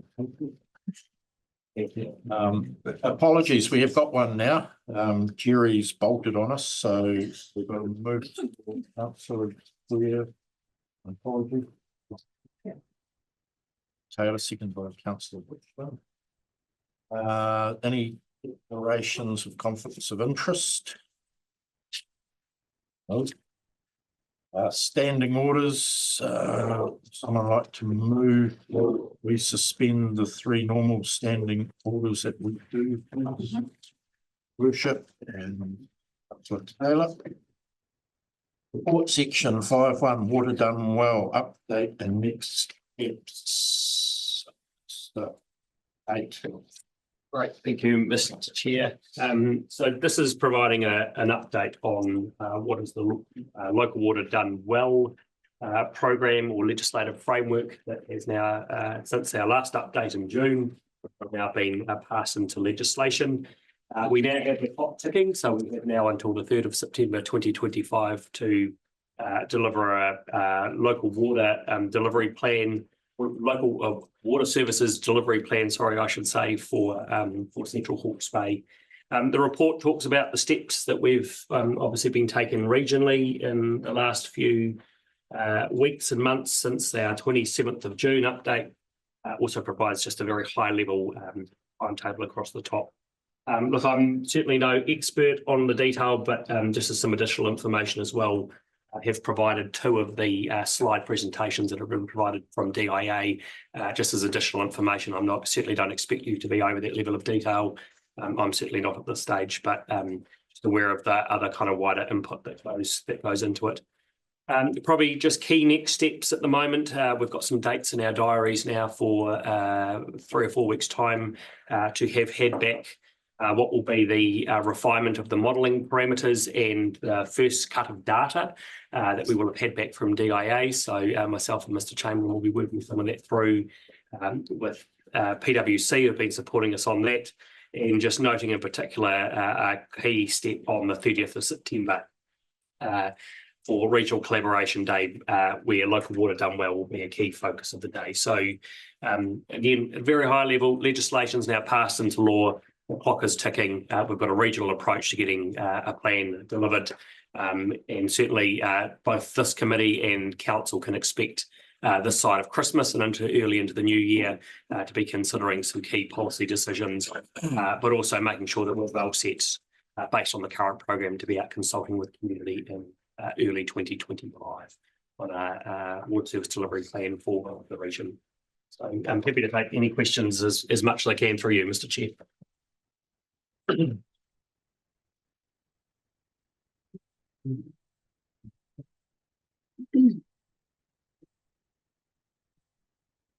Any questions?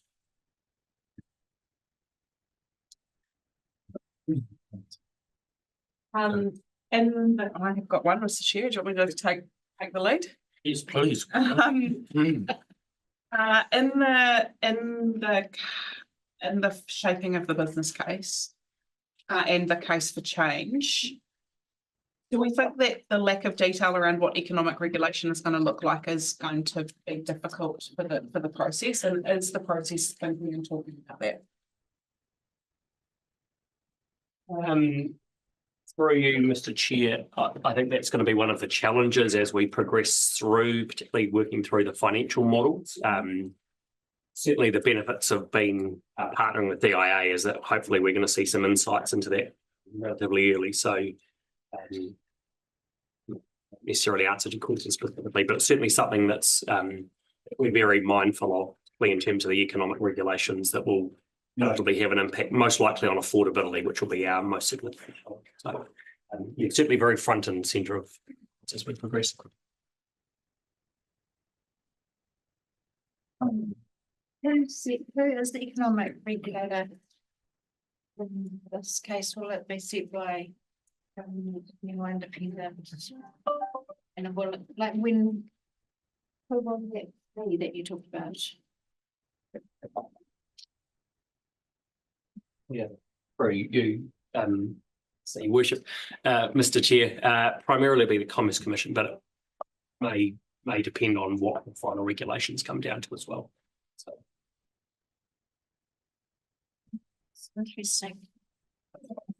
So I do know that to add to that, we are trying to get a presentation at our Rural and Provincial Council meeting in November, particularly on that topic. It's kind of important because it's going to be what's going to drive investment profiles as well as pricing profiles. And I don't know, it's just quite a big unknown. And just my observation would be that, when it was Three Borders reform was all going to be done at the same time. This is potentially roll out across the country at different phases. Different regions will be at different places to us. And so is it an economic regulation based on our region, or is it based on what the country is? The scope is for the whole country. It will be for the whole country. Yeah, and so whether you take your services delivery plan and create a regional CCO, or whether you try and go it alone, or whether you come up with some other arrangement, all services suppliers will take in that regulation. That'll be a large part of having to also kind of refine potential scenarios, ideally this side of Christmas, based on those regulations, where they land. That is also part of the local water done well, the wider framework. I'm in the chair. Yeah. You're right. Yeah. Yep. Okay. So just more operational side of it, I think, on page 6, cross-council working groups well established. Is it across both staff and governance? And at what, is it at the highest level or working level? Not that you don't work. Yeah, both. So at a chief executive level, thank you, Yeah. Councillor. At a chief executive level, but across the operations teams as well. So Mr. Chamberlain sits as part of a financial kind of workflow, as well as King Big as well in terms of the infrastructure stuff. But certainly at a mayoral level, we'll talk about some of the reporting that sits at the highest level across the mayoral forums. So we're seeing updates at each of our mayoral forums each month. But there's certainly an expectation that that there are updates coming back to council to hear as well, which is the basis of some that's come back to us today. So I was just noting that they're meeting weekly. Each of the 4 councils are represented and meeting weekly. So and most of that is again pragmatically just working through some of the detail that sits there. A really good example is the template to fill in the financial data that went off to the DIA, and PwC has been getting feedback on that, and just simply seeing feedback. It's fair to say that in some regions, they still have not managed to even share their data with each other. So you know, we're in a pretty good space. Yes, I just see in the RRA detailed program key milestones. It's penciled in for consultation in January 2025. I was just thinking, since it's such a big issue to consult on, do they think that's enough time to consult? Or can that consultation period be extended? That's really. So how it's been described to the Mayor's Councillor Moynihan is that it's kind of got a dotted line on it for a reason, that it's still got a bit of scoping and so it can be moved. Stuff to do. And in fact, I think it's possibly already more likely to actually functionally happen in February than January anyway. So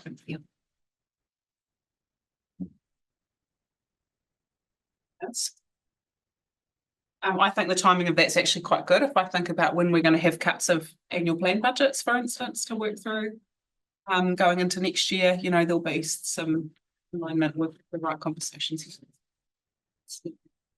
Just when we're talking about public consultation and the kickback over the 3 waters, how, you know, is there going to have to be a binding referendum, or what will happen? Because obviously, you know, it affects our connected citizens, and I'm just wondering how, you know, if we're consulting, but at the end of the day, who makes the decision on whether we proceed or not? We'll bring paper back as we get a bit closer to that with a more specific detail. But the draft or the legislation that's now being passed and the future legislation anticipates still what will be a special consultative procedure, but it is substantially more streamlined than what you would have otherwise have seen in kind of wider consultations as well. It's probably the worst of it for now, just probably recognising there will be other inputs as well. So that what the legislation's intending to do is that will also capture things like if you need to make amendments to your LTP, basically be a capture-all of the consultation that you do through this plan process will be similar to what an amendment to an LTP will be as well. So there are some synergies, but what we'll try and do is as we get closer to that process as well, we'll bring some further feedback back to you with that detail and what that will look like as well. Because ideally, it's the aim is to try and streamline things as much as we can to ensure that we're not having to duplicate work later on as well. And that things like regional benefit can be considered in that consultation and hearing process, because if we do it as 4 or 5 separate councils, generally you'd just be looking at your own interests, but actually we need a consultation process that allows us to discuss and consider the regional impacts as well, which is not normal. So they've put that in the legislation. So in engagement support on the same page that Councillor Minor was on before, is that the councillor kick-off workshop? Is that the one in Wairoa? Because it's August, September. Hey, Jay. So Yes, just that focusing on would key be- concepts, scenarios, structures, governance and pricing. But we don't appear to be there. We're not there yet. No, you're not there. So that timeline's So as well. yeah, so probably just looking at that timeline already, it's been a draft timeline from what was kind of that July, August. We're going to again expect a more detailed program as in these next few weeks. Okay, cool. So that will come back to us. We'll come back as a update on local water done well across everything. Into this committee. Okay, good, thank you. Thank you for the update. Our recommendation is that the Finance Infrastructure Performance Committee notes the local water done well update report. Councillor Annand and Councillor Monahan. Aye. Against, carried.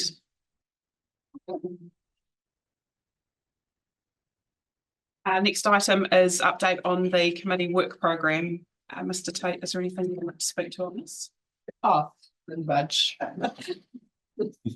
Through your worship, I was going to hand over to Mr. Tate. Well done. That's very kind of you. It is much. But no, look, very similar discussion to what we had earlier in transport. Just I think probably what this committee recognises is again just recognising the wider gambit that sits across, noting whether it's Three Waters, some of our more regular items that you'd see, so that regular reporting into the big stormwater story, big wastewater story, and notably the new one being on there, the big stormwater story, but also picking up some of the wider work that we need to complete in this body of work as well, being rating reviews, noting we've got some work to do on that, but also across other activities such as solid waste review. So Mr. Kingvig is here, a large part of his program sits inside this. You'll also note some new things around supplier performance, which we'll be working through as well, including reviews, which are due later this year as well. So again, happy to take any questions, and if Mr. Kingvig has any, Mr. Kingvig has any further to talk to. A little bit of detail sitting in here. We've still got room to fix it out. Certainly, I think a good start. Questions? No, good. Councillor Annand. I'm just sort of thinking, while we are new at this and we are setting work programs and things like that for these committees, just really want to reiterate that, well, I can't speak for other elected members, but what in the sense of our chair not hearing this, but what we really wanting to draw out of these meetings is more than just reporting. So, if I even reflect on the deep dive into the big stormwater story, though we just take into account that how it's fitting into the wider community feedback, the significant investment that we've put into it. If I was a person sitting in Waipawa going, okay, I need to see a very clear timeline as to where this money is sitting, where it's going to be spent, how this is going to benefit me and my property, that sort of stuff. And I guess those are sorts of eyes that we probably will be looking at these reports on. And also that linkage to the wider strategy stuff, moving for wellbeing sits around how it actually works out for people in our town, our strategy, our visions for our people and the community. So want to just take that opportunity to say that, and probably also in the landfill solid waste review stuff as well. It's going to be and just some of the stuff in there, that with the feedback that we're getting from community around the waste in the transfer station and all that sort of stuff. We're really going to be looking for information that will really sort of help us to be able to feed that and have robust conversations with people when they ask us around the timing of the Weybridge, when it's going to come online, how it's actually physically going to work, all that sort of stuff. Just throw that in there as you're sitting to sort of build up to that day. Yeah, and I think we're walking a really interesting line of how we're really clear about our strategy and moving the whole organisation forward in its planning and allowing the organisation to get on with it with the level of angst and detail and confidence that we know we've got to rebuild in community. So how do we get those parallel things to work, which is because if we just govern by if we done the detail, we'll miss the bigger picture. So we've got to get both of those parts operating well to get good trust. So that's well said. I think we're just about to adopt your work program, Mr. Chair, which is on page 17. We've given you heaps more work. You've doubled it. I can close that if you want to. The recommendation is that the committee receives this update on its 2024 work program. The questions, can I have a mover and seconder? Councillor Taylor and Councillor Byrne. All those in favour, please say aye. Aye. Against, carried. And I'll let the chair do the date of the next meeting. Easy being a chair, isn't it? Date of the meeting is the 7th of November. Recommendation. I'll move it. So to have it. You can. Over. Aye. Agreed. Public excluded, and I'll move into public excluded. A couple of items have got virtual sensitivity to them, so have a move it to included first. Monahan second, so Watchman. See you later. Aye. Aye.